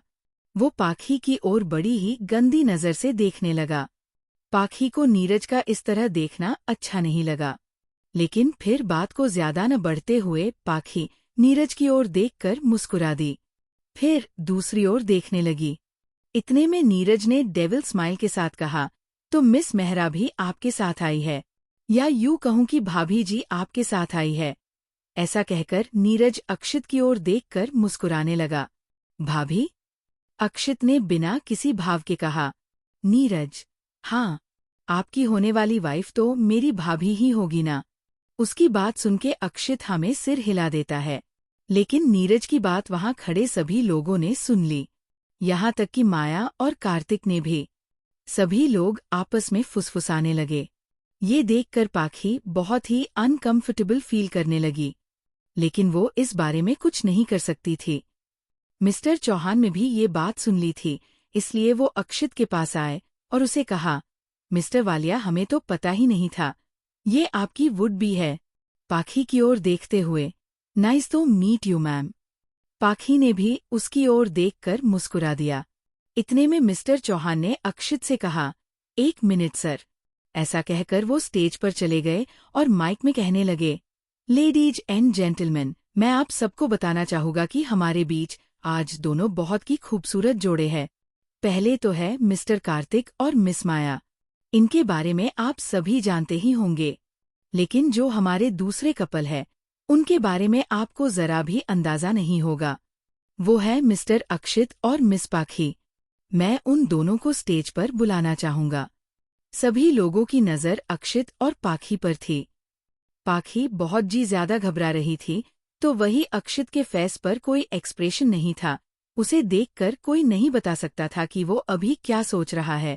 इतने में अक्षित की नज़र माया पर गई, जिसे देखकर अक्षित किसी डेविल की तरह स्माइल करने लगा। मिस्टर चौहान ने जब जाना कि पाखी अक्षित की होने वाली वाइफ है, तो वो दोनों को स्टेज पर बुलाने लगा। असल में वो ऐसा करके अक्षित के सामने अपने नंबर बढ़ाना चाहता था। मिस्टर चौहान की कंपनी अक्षित की कंपनी के सामने कुछ नहीं थी, इसलिए वो बस अक्षित को इम्प्रेस करने की कोशिश कर रहा था। इतने में अक्षित की नज़र माया पर गई, जो अक्षित और पाखी को गुस्से में घूर रही थी। ये देखकर अक्षित के फेस पर डेविल स्माइल आ गई और वो पाखी का हाथ पकड़कर उसे स्टेज की ओर ले जाने लगा। पाखी को समझ नहीं आ रहा था कि अक्षित ऐसा क्यों कर रहा है, और वो अपना हाथ अक्षित के हाथ से छुड़ाने की कोशिश कर रही थी। लेकिन अक्षित ने उसका हाथ नहीं छोड़ा और उसे स्टेज पर ले गया। उनके स्टेज पर जाते ही सभी लोग ताली बजाने लगे। माया भी अपने आंखें रोल करते हुए ताली बजाने लगी। इधर अक्षित सबसे ज्यादा खुश था, क्योंकि इससे वो माया को जला सकता था। लेकिन पाखी बहुत ही डरी हुई थी। पाखी में मन में बार बार यही ख्याल आ रहा था कि कहीं ये बात उसके मम्मी पापा तक न पहुंच जाए। अगर ऐसा हो जाता तो वो लोग पाखी को कभी माफ नहीं करते और उसे कभी नहीं अपनाते। इतने में नीरज स्टेज पर चढ़ा और मिस्टर चौहान से माइक लेकर कहने लगा, तो दोस्तों, क्या आप इस न्यू कपल की एक प्यारी सी किस नहीं देखना चाहते? इतने में सभी लोग एक साथ चिल्लाने लगे, हाँ, हम देखना चाहते हैं। नीरज अक्षित से, so mister Walia give a beautiful kiss to your girlfriend. किस का काम सुनते ही पाखी को धड़कने तेज हो गई। वो बिल्कुल नहीं चाहती थी कि अक्षित उसे किस करे, और ये उसकी फर्स्ट किस थी। उसके मन में उसके पेरेंट्स के साथ साथ अब तरुण का चेहरा भी घूमने लगा था। पाखी मन में सोच रही थी, अगर ऐसा हुआ तो तरुण मुझे कभी नहीं अपनाएगा। नहीं अक्षित, आप ऐसा नहीं कर सकते। अक्षित ने पाखी की ओर देखा, जो अभी बहुत नर्वस थी। पाखी ने अक्षित की ओर देखकर उसे न में सिर हिलाते हुए इशारा किया कि वो बिल्कुल नहीं चाहती कि अक्षित उसे किस करे। लेकिन अक्षित तो अपनी मन का मालिक था। अगर वो पाखी को किस करना चाहता है तो उसे कोई नहीं रोक सकता था। अक्षित ने एक नज़र माया की ओर डाली। माया गुस्से में अक्षित को घूर रही थी। ये देखकर अक्षित के मन को काफी सुकून मिल रहा था। अब वो माया के गुस्से को और बढ़ाना चाहता था। अक्षित ने बिना देर किए अपने कदम पाखी की ओर बढ़ाने लगे। ये देखकर पाखी की हालत खराब होने लगी। पाखी के कुछ रिएक्ट करने से पहले ही अक्षित पाखी को उसके कमर से पकड़ के अपनी करीब लाया और उसने बिना देर किए अपने होठ पाखी के होठ में रख दिए। ये देखकर सभी लोग ताली बजाने लगे। इधर अक्षित ने पाखी के अपर लिप्स को किस करना चालू किया। धीरे धीरे अक्षित वाइल्ड होते जा रहा था। उसने पाखी के होठ बुरी तरह किस करना चालू कर दिया था। पाखी की सांसें उखड़ने लगी थी, लेकिन अक्षित को इससे फर्क नहीं पड़ने वाला था। उसे तो अब ये भी ध्यान नहीं रहा कि वो दोनों अभी पार्टी में है। जब पाखी से नहीं रहा गया तो उसने अक्षित के चेस्ट पर हाथ मारना शुरू किया। तब जाकर अक्षित ने पाखी को रिलीज किया। पाखी की सांसें ऊपर नीचे हो रही थी और अक्षित अभी भी उसके गुलाबी होठों को ही देख रहा था। इतने में पाखी अक्षित को पुश करके स्टेज से नीचे उतर गई और पार्किंग की ओर चली गई। अक्षित बस उसे जाते हुए देखता रहा। इतने में सभी लोग फिर से ताली बजाने लगे। नीरज ने माइक में कहा, लगता है भाभी जी शर्मा गई। उसकी बात से सभी लोग हंसने लगे। अक्षित ने माया की ओर देखा, जो गुस्से में अपने दांत पीसने लगी थी, जिसे देखकर अक्षित के फेस पर फिर से डेविल स्माइल आ गई। अक्षित उसे इग्नोर करके पाखी की ओर चला गया। पाखी कार के पास आकर अभी जो हुआ उसके बारे में सोच रही थी। उसे अक्षित की इस हरकत पर बहुत गुस्सा आ रहा था। वो मन में सोच रही थी, अगर किसी ने वीडियो बना लिया होगा तो? अगर ये बात मम्मी पापा को पता चल गई तो? नहीं, ऐसा नहीं हो सकता। इतने में पीछे से अक्षित के आने की आवाज पाखी से सुन ली। वो अक्षित की ओर मुड़ी और गुस्से में कहने लगी, हाउ डेयर यू? आपको समझ में भी आ रहा है कि आपने अभी क्या किया है? लेकिन अक्षित ने उसकी बातों को पूरी तरह से इग्नोर किया और तेज कदमों से चलता हुआ पाखी के पास आ गया। उसने अपने एक हाथ से पाखी के कमर को पकड़ा और एक हाथ से उसके सिर को पकड़कर उसे अपनी बाहों में लिया और उसे किस करने लगा। अक्षित की किस पहले से भी ज्यादा वाइल्ड हो गई थी। उसने पाखी को जरा सा भी मौका नहीं दिया रिएक्ट करने का। पाखी पहले तो अक्षित की गिरफ्त से बाहर निकलने की कोशिश करने लगी, फिर उससे हार मान ली और किस में पूरी तरह से इन्वॉल्व हो गई। लगभग 10 मिनट किस करने के बाद अक्षित ने अपने होठों को पाखी की होठों से अलग किया और उसके गुलाबी पड़ गए चेहरे को देखने लगा। पाखी की आंखें अभी भी बंद थी। उसकी घनी पलकें बहुत ही सुंदर लग रही थी। पाखी ने आंखें उठाकर अक्षित की ओर देखा, जो उसे बिना किसी भाव के देख रहा था। पाखी को देखकर अक्षित के चेहरे पर डेविल स्माइल आ गई। पाखी इस स्माइल का मतलब नहीं समझ पा रही थी। इतने में अक्षित ने बिना किसी भाव के कहा, आई वास राइट।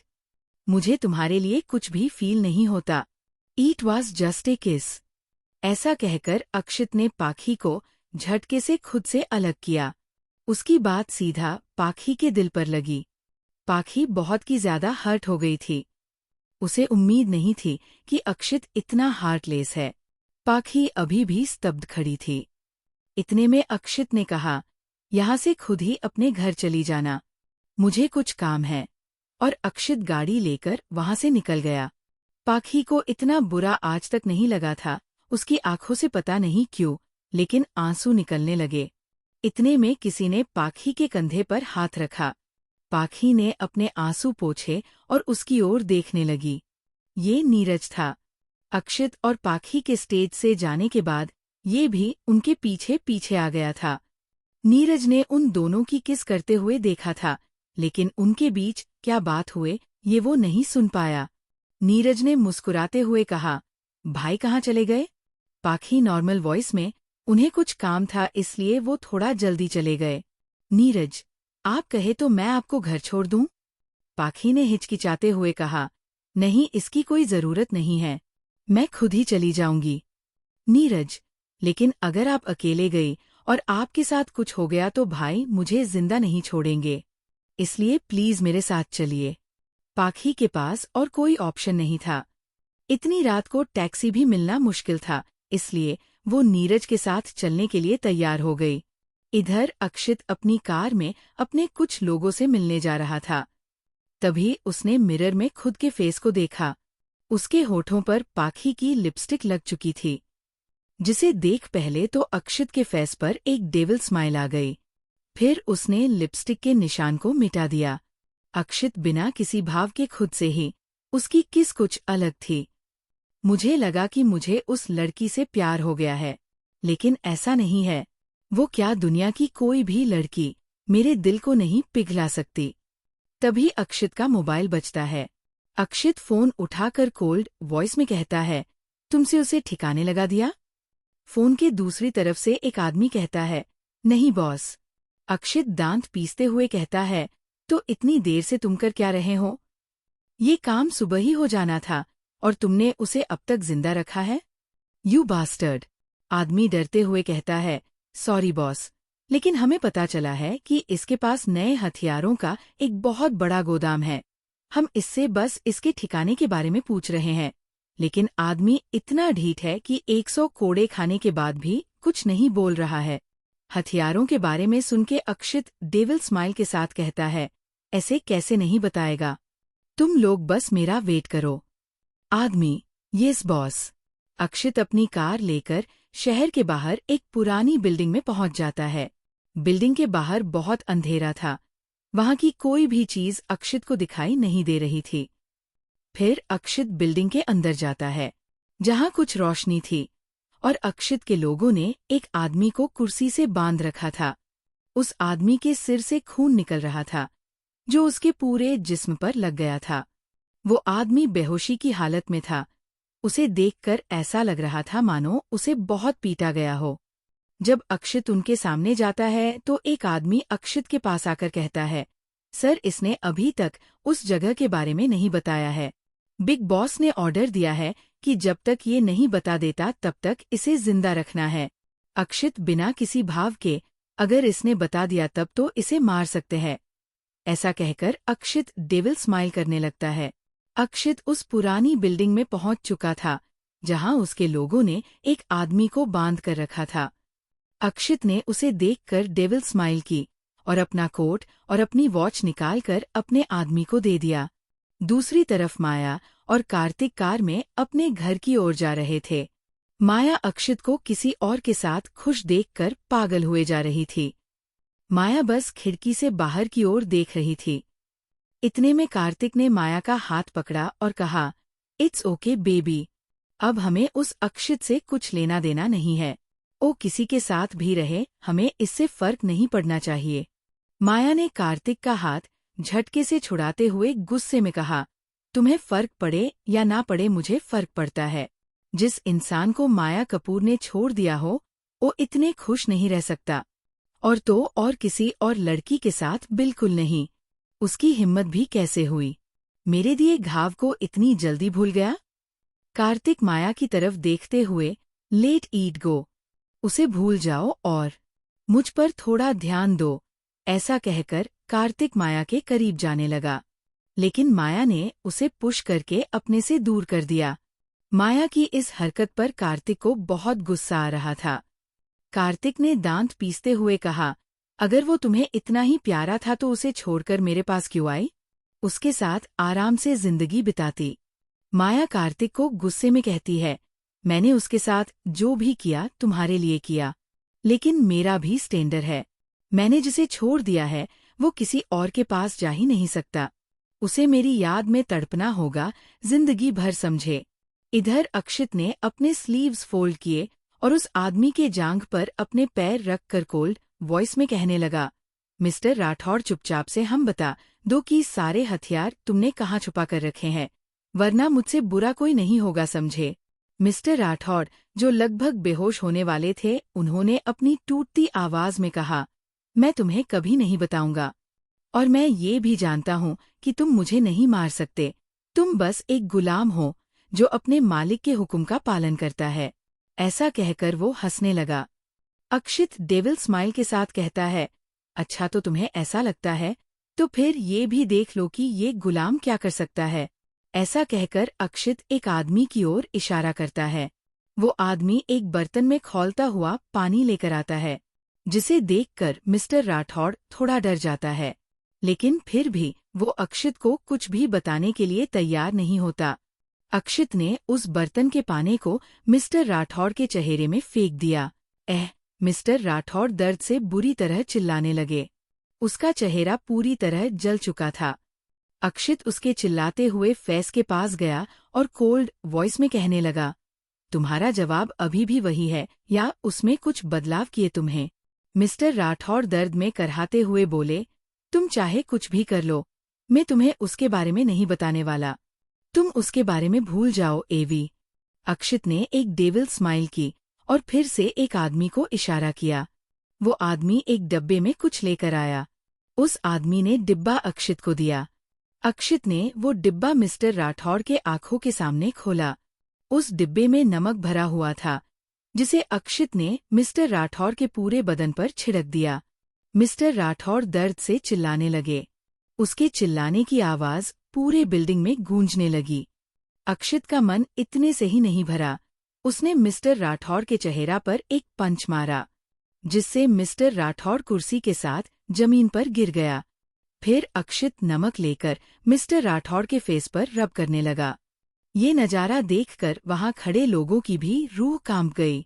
मिस्टर राठौड़ दर्द के मारे चिल्लाए जा रहे, लेकिन अक्षित को उससे कोई फर्क नहीं पड़ रहा था। अक्षित ने अब मिस्टर राठौड़ पर एक के बाद एक मुक्के बरसाना शुरू कर दिया। मिस्टर राठौड़ के चेहरे से बुरी तरह खून निकल रहा था।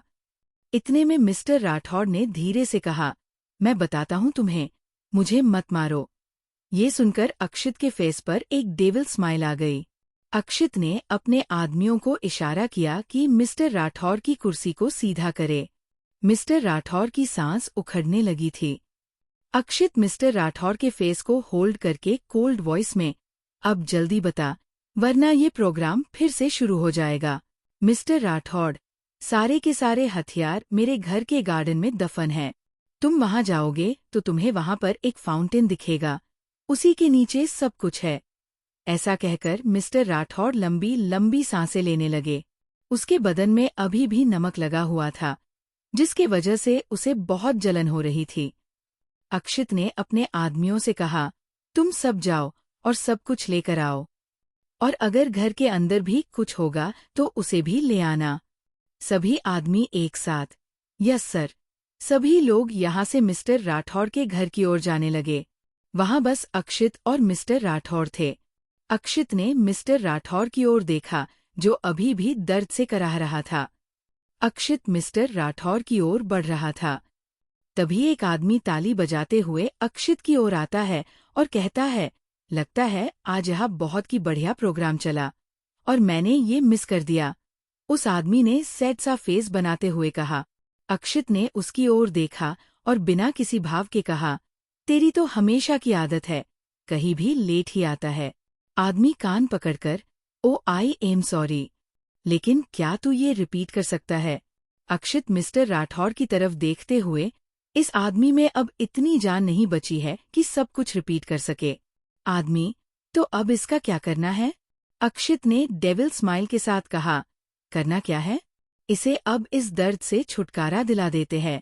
ऐसा कहकर अक्षित ने अपनी गन निकाली और मिस्टर राठौड़ पर चला दिया। गोली सीधा राठौड़ के माथे पर, जिससे वो तुरंत मर गया। अक्षित उस आदमी के कंधे पर हाथ रखकर बिना किसी भाव के, क्यों भाई अंश तुझे मजा आया?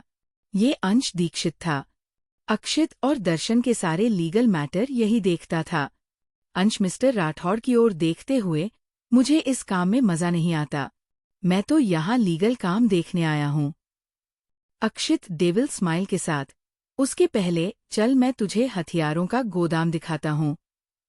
इसके बाद अंश और अक्षित वो दोनों भी मिस्टर राठौड़ के घर की ओर चले गए।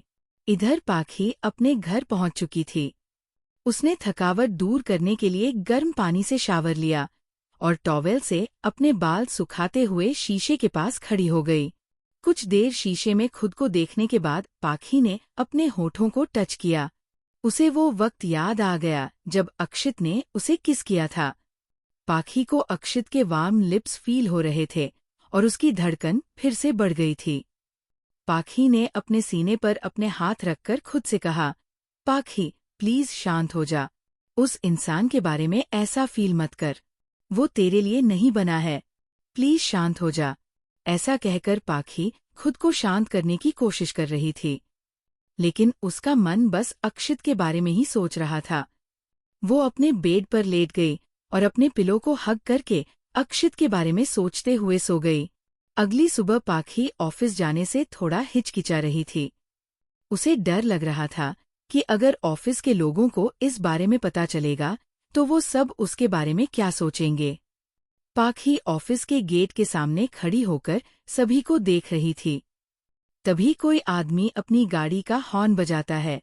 पाखी हॉर्न की आवाज से थोड़ा चौंक जाती है और पीछे मुड़कर देखती है। गाड़ी तरुण की थी। तरुण ने पाखी को हाथ दिखाकर हाय कहा तो वही पाखी भी तरुण की ओर देखकर मुस्कुरा दी। तरुण अपनी कार पार्क करके पाखी के पास आया और पाखी से कहा, तुम ऑफिस के अंदर क्यों नहीं जा रही हो? अब क्या तुम्हें भी बॉस से डर लगने लगा है? पाखी अपना सिर झुकाए हुए, नहीं ऐसी कोई बात नहीं है। तरुण क्यूरियस होकर, तो? इतने में पाखी तरुण की ओर देखने लगती है। तरुण पाखी को मुस्कुराते हुए देख रहा था। ये देखकर पाखी की धड़कनें बढ़ गई। पाखी तरुण को इतने सालों से पसंद करती है, लेकिन अपनी फीलिंग के बारे कभी नहीं बता पाई। और अगर तरुण को पाखी और अक्षित के बीच हुए किस कर बारे में पता चलता तो तरुण की नज़र में पाखी की क्या इज्जत रह जाती। यही सोचकर पाखी बहुत ही ज्यादा उदास हो गई थी। इतने में तरुण, अरे बताओ भी कुछ हुआ है क्या? तुम इतनी अपसेट क्यों लग रही हो? पाखी ने में सिर हिलाते हुए, नहीं कुछ भी तो नहीं हुआ है। मैं तुमसे कुछ पूछना चाहती थी। क्या तुमने अक्षित सर से रिलेटेड कोई न्यूज़ सुनी है? या कुछ और सुना है उनके बारे में? पाखी ने थोड़ा हिचकिचाते हुए पूछा। तरुण अपने हाथ बांधकर कुछ सोचने के बाद, 2 दिन पहले जो न्यूज़ आई थी उनकी और मिस रोजी की, उसके बाद तो कुछ भी सुनने को नहीं मिला है। क्या कोई खबर है? पाखी, अरे नहीं, मैं तो बस इसलिए पूछ रही थी क्योंकि उनकी सेक्रेटरी होने के बाद भी मुझे उनके बारे में सबसे आखिर में पता चलता है, और कोई बात नहीं है। पाखी ने चैन की सांस ली क्योंकि तरुण को अब तक इस बारे में कुछ भी पता नहीं था। उसके लिए अभी तरुण सबसे इम्पोर्टेंट था। पाखी तरुण को पसंद करती थी और वो किसी भी तरह से उससे दूर नहीं होना चाहती थी। तरुण, अगर ऐसी बात है तो अंदर चले, आज बहुत सारा काम है। पाखी ने हमें सिर हिलाया और वो दोनों ऑफिस में अपने आप के केबिन में चले गई। ऑफिस का माहौल बाकी दिनों जैसा ही था। सभी लोग अपना अपना काम कर रहे थे और पाखी को रोज की तरह ही ट्रीट कर रहे थे। पाखी को भी सबके बिहेवियर में कोई बदलाव नजर नहीं आ रहा था। पाखी अब पूरी तरह से श्योर थी कि कल की किसकी न्यूज़ ऑफिस के लोगों तक नहीं पहुंची है। अब पाखी बिना किसी फिक्र के अपना काम कर सकती थी। पाखी अपने ऑफिस में गई और अक्षित का आज का शेड्यूल चेक करने लगी। लेकिन तभी उसे अक्षित के बारे में सोच बहुत ही ज्यादा घबराहट होने लगी थी। पाखी मन में सोच रही थी, बेटा पाखी, ऑफिस के लोगों को तो नहीं पता कल के बारे में, उनको तो तू फेस कर लेगी, लेकिन तू अक्षित सर के सामने कैसे जाएगी? उन्हें कैसे फेस करेगी? ओ गॉड, ये दुख काहे को खत्म नहीं होता बे। ऐसा कहकर पाखी टेबल में अपना अपना सिर रखकर अपने बाल पकड़ लेती है। इतने में वो अक्षित के केबिन के डोर की आवाज सुनती है। पाखी तुरंत उस ओर देखती है और खुद से कहती है, चल बेटा पाखी, अब तुझे इस खड़ू से सामना करना होगा। ऐसा कहकर पाखी अक्षित के लिए कॉफी बनाने चली जाती है। पाखी अक्षित के केबिन के डोर पर 2 बार नॉक करके अंदर चली जाती है। अक्षित कुछ फाइल्स देख रहा और उन पर सिग्नेचर कर रहा था। पाखी ने कॉफी अक्षित की टेबल पर रखी। ऐसा करते हुए उसके हाथ कांप रहे थे। पाखी ने कांपती आवाज में कहा, सर आपकी कॉफी। फिर वो जल्दी से केबिन से बाहर निकलने के लिए मुड़ी। इतने में अक्षित ने बिना किसी भाव के कहा, मिस मेहरा। पाखी डरते हुए अक्षित की ओर देखती है और कहती है, ये सर। अक्षित बिना किसी भाव के, मेरा शाम का सेडवेल खाली रखना, मुझे कुछ काम है। पाखी डरते हुए, ये सर। इतना कहकर पाखी फिर से तेजी से दरवाजे की ओर जाने लगती है। इतने में अक्षित बिना किसी भाव के, मिस मेहरा। अक्षित की आवाज सुन के पाखी फिर से रुक गई और मन में सोचने लगी कि पता नहीं इन्हें अब क्या काम पड़ गया। कुछ काम खुद कर लेते तो क्या होता। पाखी अक्षित की ओर देखते हुए, ये सर, एनीथिंग एल्स? अक्षित पाखी की ओर देखते हुए बिना किसी भाव के कहता है, कल जो भी हुआ उसके बारे भूल जाओ और अपने काम पर ध्यान दो। ये बात बाहर न आए, इसकी जिम्मेदारी मेरी। अंडरस्टूड। ये बात सुन के पाखी की आंखें चमकने लगी। उसने एक्साइटेड होकर कहा, क्या सच में? ओह गॉड, आपको पता भी है मैं कितना डर रही थी। अब मैं आराम से अपना काम कर सकती हूँ। Have a good day sir. ऐसा कहकर पाखी उछलते हुए अपने केबिन में चली गई। इधर अक्षित ने पहली बार पाखी को इस तरह की हरकत करते हुए देखा, जिसकी वजह से उसके चेहरे पर स्माइल आ गई। और ये स्माइल किसी और स्माइल की तरह नहीं थी, बल्कि बहुत ही खूबसूरत और प्योर थी।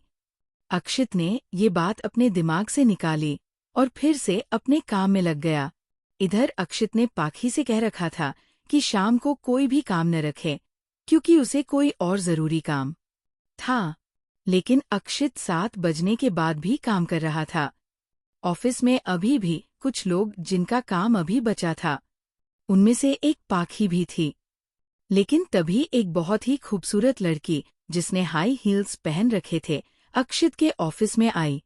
उसकी हील्स की आवाज सुन के सभी लोगों का ध्यान उसकी ओर गया। ये माया थी जो अक्षित से मिलने आई थी। सभी लोग एकटक माया को देखने लगे थे क्योंकि वो बहुत ही ज्यादा खूबसूरत थी। माया ने आसपास देखा और एक लड़की के पास जाकर उससे बड़े ही एटीट्यूड के साथ कहती है, तुम्हारे बॉस मिस्टर अक्षित कहाँ हैं? वो लड़की घबराते हुए अपने चेयर से उठी और माया से कहने लगी, इस तरफ है मैम। चलिए मैं आपको उनके केबिन में ले चलती हूँ। ऐसा कहकर वो लड़की माया के अक्षित की केबिन को और ले जाने लगी। बाकी लोगों ने जब सुना कि माया अक्षित से मिलने आई है तो उन सबके दिमाग में बहुत सी खिचड़ी पकने लगी। एक लड़के ने कहा, लगता है आज सर मिस माया के साथ ही पार्टी करने वाले हैं। इस पर दूसरे लड़के ने कहा, लगता तो यही है। वैसे मिस माया रोजी से ज्यादा सुंदर है। शायद इसलिए सर ने रोजी को अब छोड़ दिया है और मिस माया के साथ रिलेशन में आ गए हैं। इतने में एक लड़की ने कहा, लेकिन मिस माया तो कार्तिक को डेट कर रही थी ना, और उनकी शादी की न्यूज़ भी आ रही थी। एक और लड़की बोली, अरे हमारे सर का चार्म ही कुछ ऐसा है, लड़कियां दौड़ते हुए आ जाती है, चाहे वो कोई भी हो। उसकी बात सुन के सभी लोग हंसने लगे। सभी ने अपना काम जल्दी से खत्म किया और सभी ऑफिस से निकल गई। वो लोग अपने बॉस को डिस्टर्ब नहीं करना चाहते थे। इधर वो लड़की और माया अक्षित के केबिन तक पहुंच चुके थे। माया ने उस लड़की से कहा, तुम जाओ, यहाँ मैं खुद ही देख लूंगी। उसकी बात सुन के वो लड़की वहां से चली जाती है। माया एक बार ऑफिस में चारों ओर नजर दौड़कर देखती है। ऑफिस के सभी लोग जा चुके थे। माया ने डिसअपॉइंटेड सा फेस बना के कहा, मुझे थोड़ा जल्दी आना चाहिए था, अच्छा सीन क्रिएट होता। माया ने डेविल स्माइल के साथ कहा, चलो कोई बात नहीं, जिसे तड़पाना है वो तो यही है। ऐसा कहकर माया अक्षित के केबिन में घुस गई। अक्षित को ये बिल्कुल पसंद नहीं है कि कोई उसके केबिन में बिना नॉक किए आए। अक्षित ने बिना किसी भाव के दरवाजे की ओर देखा, लेकिन माया को देखते ही अक्षित की भौहें गुस्से से तन गई। उसकी आंखों से चिंगारी बरसने लगे। अक्षित ने दांत पीसते हुए कहा, तुम यहाँ क्या कर रही हो? तुम्हें अंदर किसने आने दिया? माया ने स्माइल के साथ कहा, मुझे अंदर आने के लिए किसी की परमिशन की जरूरत नहीं है। मैंने ठीक कहा न बेबी। ऐसा कहकर माया अक्षित के सामने आकर बैठ गई। अक्षित माया को उंगली दिखाते हुए गुस्से में कहता है, मैं तुमसे आखिरी बार बोल रहा हूँ, यहाँ से चली जाओ, वरना मुझसे बुरा कोई नहीं होगा। अक्षित की आंखें आग उगल रही थी। उसे माया का चेहरा देखना बिल्कुल पसंद नहीं था। और आज माया अक्षित के सामने उसी के ऑफिस में बैठी हुई थी। माया इस हरकत पर अक्षित को बहुत गुस्सा आ रहा था, लेकिन माया आज यही काम करने आई थी, अक्षित को गुस्सा दिलाने। माया ने तिरछी स्माइल करते हुए कहा, कम ऑन अक्षित, हम इतने सालों से एक दूसरे को जानते हैं, इतना हक तो है मेरा तुम पर, राइट बेबी। इतना कहकर माया अक्षित का हाथ पकड़ लेती है। जब माया का हाथ अक्षित के हाथ को छूता है तो अक्षित को बेचैनी होने लगती है। अक्षित चाहकर भी माया के हाथ को अपने हाथ से दूर नहीं कर पा रहा था। शायद इतने सालों में भी अक्षित वो अक्षित नहीं बन पाया जो माया को रेसिस्ट कर सके। ये देखकर माया को अच्छा लगा।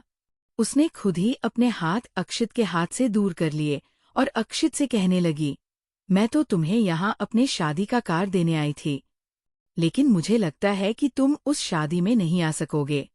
तुमसे होगा ही नहीं, क्योंकि तुम्हारे मन में अभी भी मैं ही हूँ। ऐसा कहकर माया हंसने लगती है और अक्षित गुस्से में माया को देखने लगता है। माया आगे कहती है, अच्छा लगा ये देख कि तुम्हारा कोई भी खिलौना तुम्हें माया के चंगुल से निकल नहीं पाया है, और निकलेगा भी कैसे? माया कपूर कोई आम लड़की नहीं है।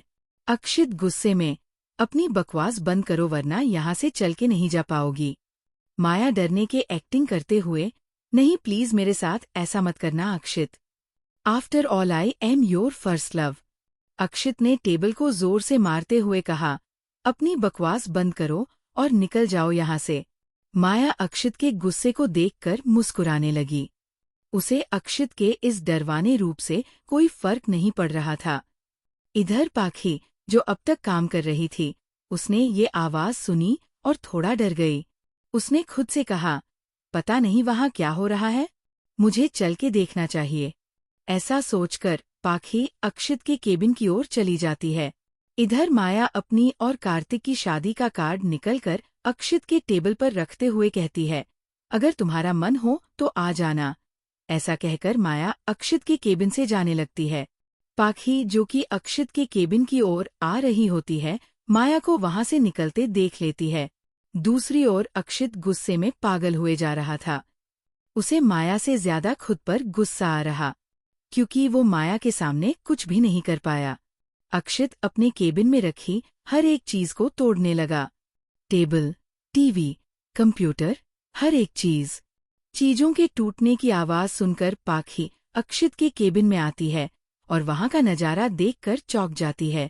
चीजों के टूटने की आवाज सुनकर पाखी अक्षित के केबिन में आती है और वहां का नजारा देखकर चौंक जाती है।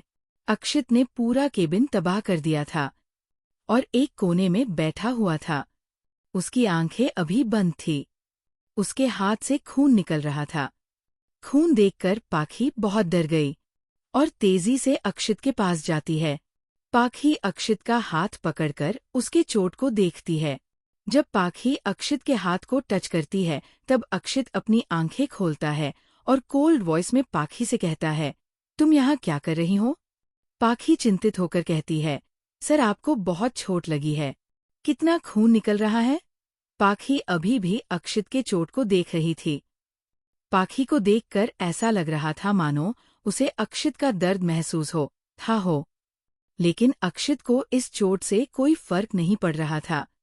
उसके अपने हाथ पाखी के हाथ से छुड़ाते हुए गुस्से में कहा, इससे तुम्हारा कोई लेना देना नहीं है, जाओ यहाँ से।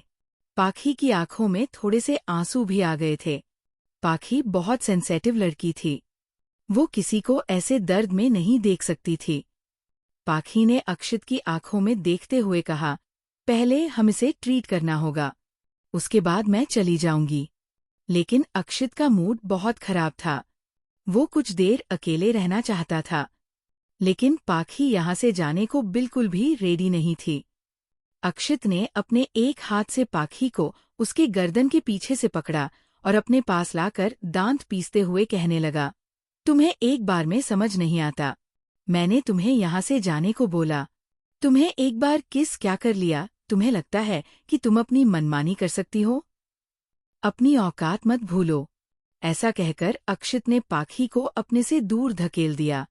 पाखी के दूर होने से उसके हाथ वहां गिरी हुए कांच के टुट्टों में लग जाती है, जिससे उसकी चीख निकल जाती है।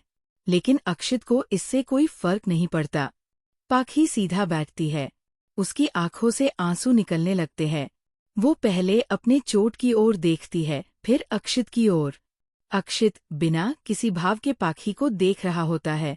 पाखी ये देखकर वहां से चली जाती है कि इस आदमी को किसी की थोड़ी सी फिक्र भी नहीं होती।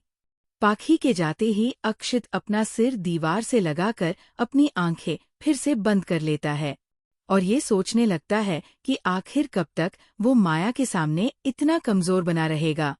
ऐसे तो वो हर रोज किसी न किसी की जान लेता था, लेकिन माया के सामने को कमजोर हो जाता था। अक्षित यही सब सोच ही रहा होता है कि तभी वो अपने हाथों पर किसी का टच फील करता है। वो आंखें खोलकर देखता है तो ये पाखी थी, जो उसके लिए फर्स्ट एड बॉक्स लेने गई थी। पाखी सिसकते हुए अक्षित के चोट को साफ करने लगती है। अक्षित उसकी ओर बिना पलके झपकाए देख रहा होता है। वो समझ नहीं पा रहा था कि उसे ये अच्छा लग रहा था या नहीं। इतने में अक्षित बिना किसी भाव के कहता है, तुम गई नहीं अब तक? इस पर पाखी कोई जवाब नहीं देती और अक्षित की चोट पर पट्टी बांधकर जाने लगती है। इतने में अक्षित पाखी को उसके बाजू से पकड़कर अपने करीब लाता है और दांत पीसते हुए कहता है, तुम अपनी लिमिट में रहो समझी। तुम्हें मेरी फिक्र करने की कोई जरूरत नहीं है। ऐसा कहकर अक्षित अपनी पकड़ मजबूत करता है, जिससे पाखी को दर्द होने लगता है। उसके आंखों से पहले ही आंसू आ रहे थे। उसने रोते हुए कहा, मुझे आपकी कोई फिक्र नहीं है। आपको अगर कुछ हो जाए तो वो आपकी प्रॉब्लम है, लेकिन हर कोई आपकी तरह इतना पत्थर दिल नहीं होता कि किसी की चोट देखकर भी उसे इग्नोर कर दे। समझे आप? इतना कहकर पाखी अक्षित से अपने आप को छुड़ाती है और तेजी से अक्षित के केबिन से फिर ऑफिस से निकल जाती है। अक्षित उसे बस जाते हुए देखता रहता है। कुछ देर तक अक्षित यूं ही बैठे हुए पाखी के बारे में सोच रहा होता है, फिर अपने घर की ओर चला जाता है। इधर माया और कार्तिक एक दूसरे के साथ टाइम स्पेंड कर रहे होते हैं। माया आज बहुत खुश थी क्योंकि उसने आज ये जान लिया था कि अब भी उसके दिए हुए घाव नहीं भर पाए हैं। माया अभी कार्तिक के साथ बेड पर थी और दोनों ने ही कपड़े नहीं पहने हुए थे। माया ने मुस्कुराते हुए कहा, आज उस अक्षित को देखकर मजा आ गया। उसकी आंखों में को दर्द, वो गुस्सा, उफ, इससे ज्यादा खुशी तो मुझे कभी भी महसूस नहीं हुई।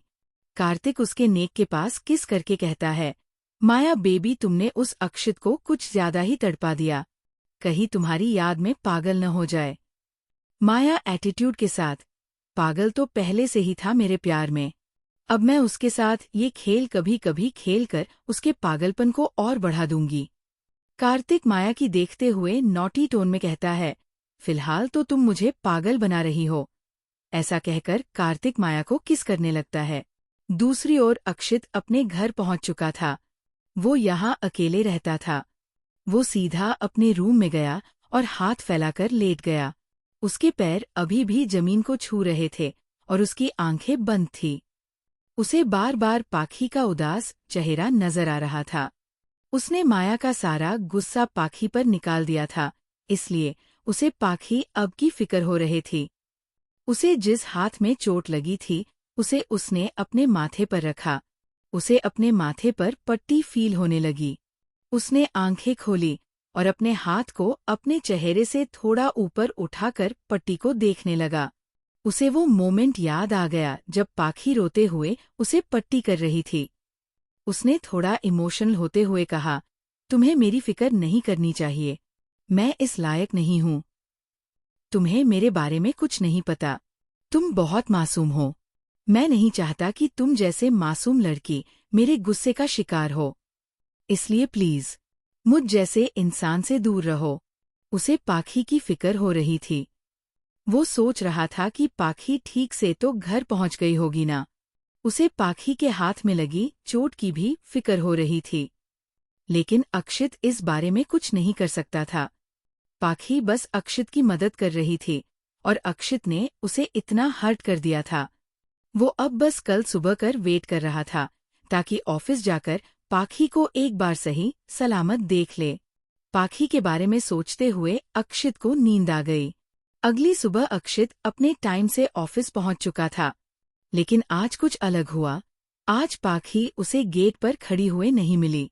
ये देखकर अक्षित को अजीब लगा। वो कल से ही पाखी को एक बार देखना चाहता था। वो ये बात कन्फर्म करना चाहता था कि पाखी ठीक तो है, लेकिन आज उसे पाखी नहीं दिखी। वो ऑफिस के अंदर चला गया। सभी लोगों ने अक्षित को देखते ही गुड मॉर्निंग विश किया, लेकिन अक्षित के जाते ही उसके बारे में बातें करने लगे। अक्षित सीधा अपने केबिन में चला गया और वेट करने लगा कि कब पाखी उसके लिए कॉफी लेकर आए। तभी डोर पर 2 बार नॉक हुए और कोई अंदर आया। अक्षित ऐसे दिखाने लगा कि उसने ये बात नोटिस नहीं की, लेकिन अक्षित ने एक बार उसे देखा। ये लड़की पाखी नहीं थी। ये देखकर अक्षित ने गुस्से में कहा, तुम कौन हो और मिस मेहरा कहाँ है? वो लड़की डरते हुए कहने लगी, सर मैं राधिका। पाखी ने 2 दिन की छुट्टी ली है, इसलिए आज मैंने आपके लिए कॉफी बनाई है। अक्षित ने कहा, क्या हुआ है उसे? राधिका डरते हुए, sir it's just a fever. Radhika की बात सुनकर अक्षित उसे गुस्से में घूरने लगा, जिससे राधिका के हाथ पैर कांपने लगे। अक्षित ने उसकी ओर देखते हुए गुस्से में कहा, तुम्हें ये बात पहले बतानी चाहिए थी। अक्षित अपनी चेयर से उठा और अपना कोट लेकर बाहर जाने लगा। इतने में राधिका ने डरते हुए अक्षित से कहा, सर मुझे आपको कुछ बताना है। अक्षित दांत पीसते हुए, जल्दी बोली, मेरे पास वेस्ट करने के लिए टाइम नहीं है। राधिका ने अक्षित की आंखों में देखा, जो बहुत डरावनी लग रही थी। वो अक्षित को ये बताना चाहती थी कि ऑफिस के लोग उसके बारे में क्या गॉसिप कर रहे हैं, लेकिन उसका डरवाना चेहरा देखकर राधिका कुछ भी नहीं बोल पाई और उसने न में सिर हिला दिया। अक्षित वहां से गुस्से में निकल गया। ऑफिस के लोग अभी भी उसके बारे में बात कर रहे थे, लेकिन अक्षित को देखकर फिर से चुप हो गई। अक्षित ने अपने ड्राइवर को कार लाने को कहा और अक्षित उसमें बैठकर कहीं चला जाता है। इधर पाखी अभी तक बेड पर ही थी। उसकी तबीयत ज्यादा खराब नहीं थी, लेकिन वो अभी कुछ दिनों तक अक्षित को फेस नहीं करना चाहती थी। इसलिए उसने 5 साल में पहली बार छुट्टी ले रखी थी। तभी उसके फोन में राधिका का कॉल आया। पाखी, हेलो, तूने सर को कॉफी दे दिया क्या? राधिका थोड़ा घबराते हुए, कॉफी तो दे दी, लेकिन तुझे जरा भी अंदाजा है ऑफिस के लोग किस बारे में बात कर रहे हैं? पाखी चिढ़कर कहती है, मुझे नहीं जानना वो क्या बात कर रहे हैं। रोज रोज उन्हें कुछ नया टॉपिक मिल ही जाता है। उनकी बात छोड़ और ये बता, अक्षित सर कहाँ हैं? राधिका, पता नहीं। उन्होंने कॉफी भी नहीं पी और गुस्से में कहीं निकल गए। लेकिन तू पहले मेरी बात तो सुन ले। पाखी फ्रस्ट्रेटेड होकर, अभी नहीं, मेरा बिल्कुल मन नहीं है, मैं तुझसे बाद में बात करती हूँ। ऐसा कहकर पाखी फोन काट देती है और ब्लैंकेट से अपना सिर ढककर सो जाती है। तभी उसके घर की डोर बेल बजती है। पाखी जैसे तैसे कर डोर के पास आती और कैमरे में देखती है कि कौन है। दरवाजे के दूसरी तरफ खड़े हुए आदमी को देखकर पाखी चौंक जाती है।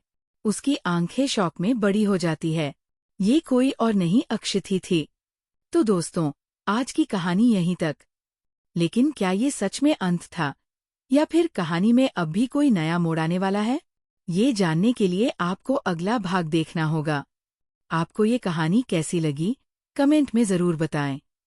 आपके प्यार और सपोर्ट से ही ये सफर आगे बढ़ रहा है। मिलते हैं जल्द एक और दिलचस्प भाग के साथ। तब तक के लिए खुश रहिए, सुरक्षित रहिए और कहानियों की दुनिया में मेरे साथ खोते रहिए। मैं हूँ मिस्टर FM। मिलते हैं अगले भाग में।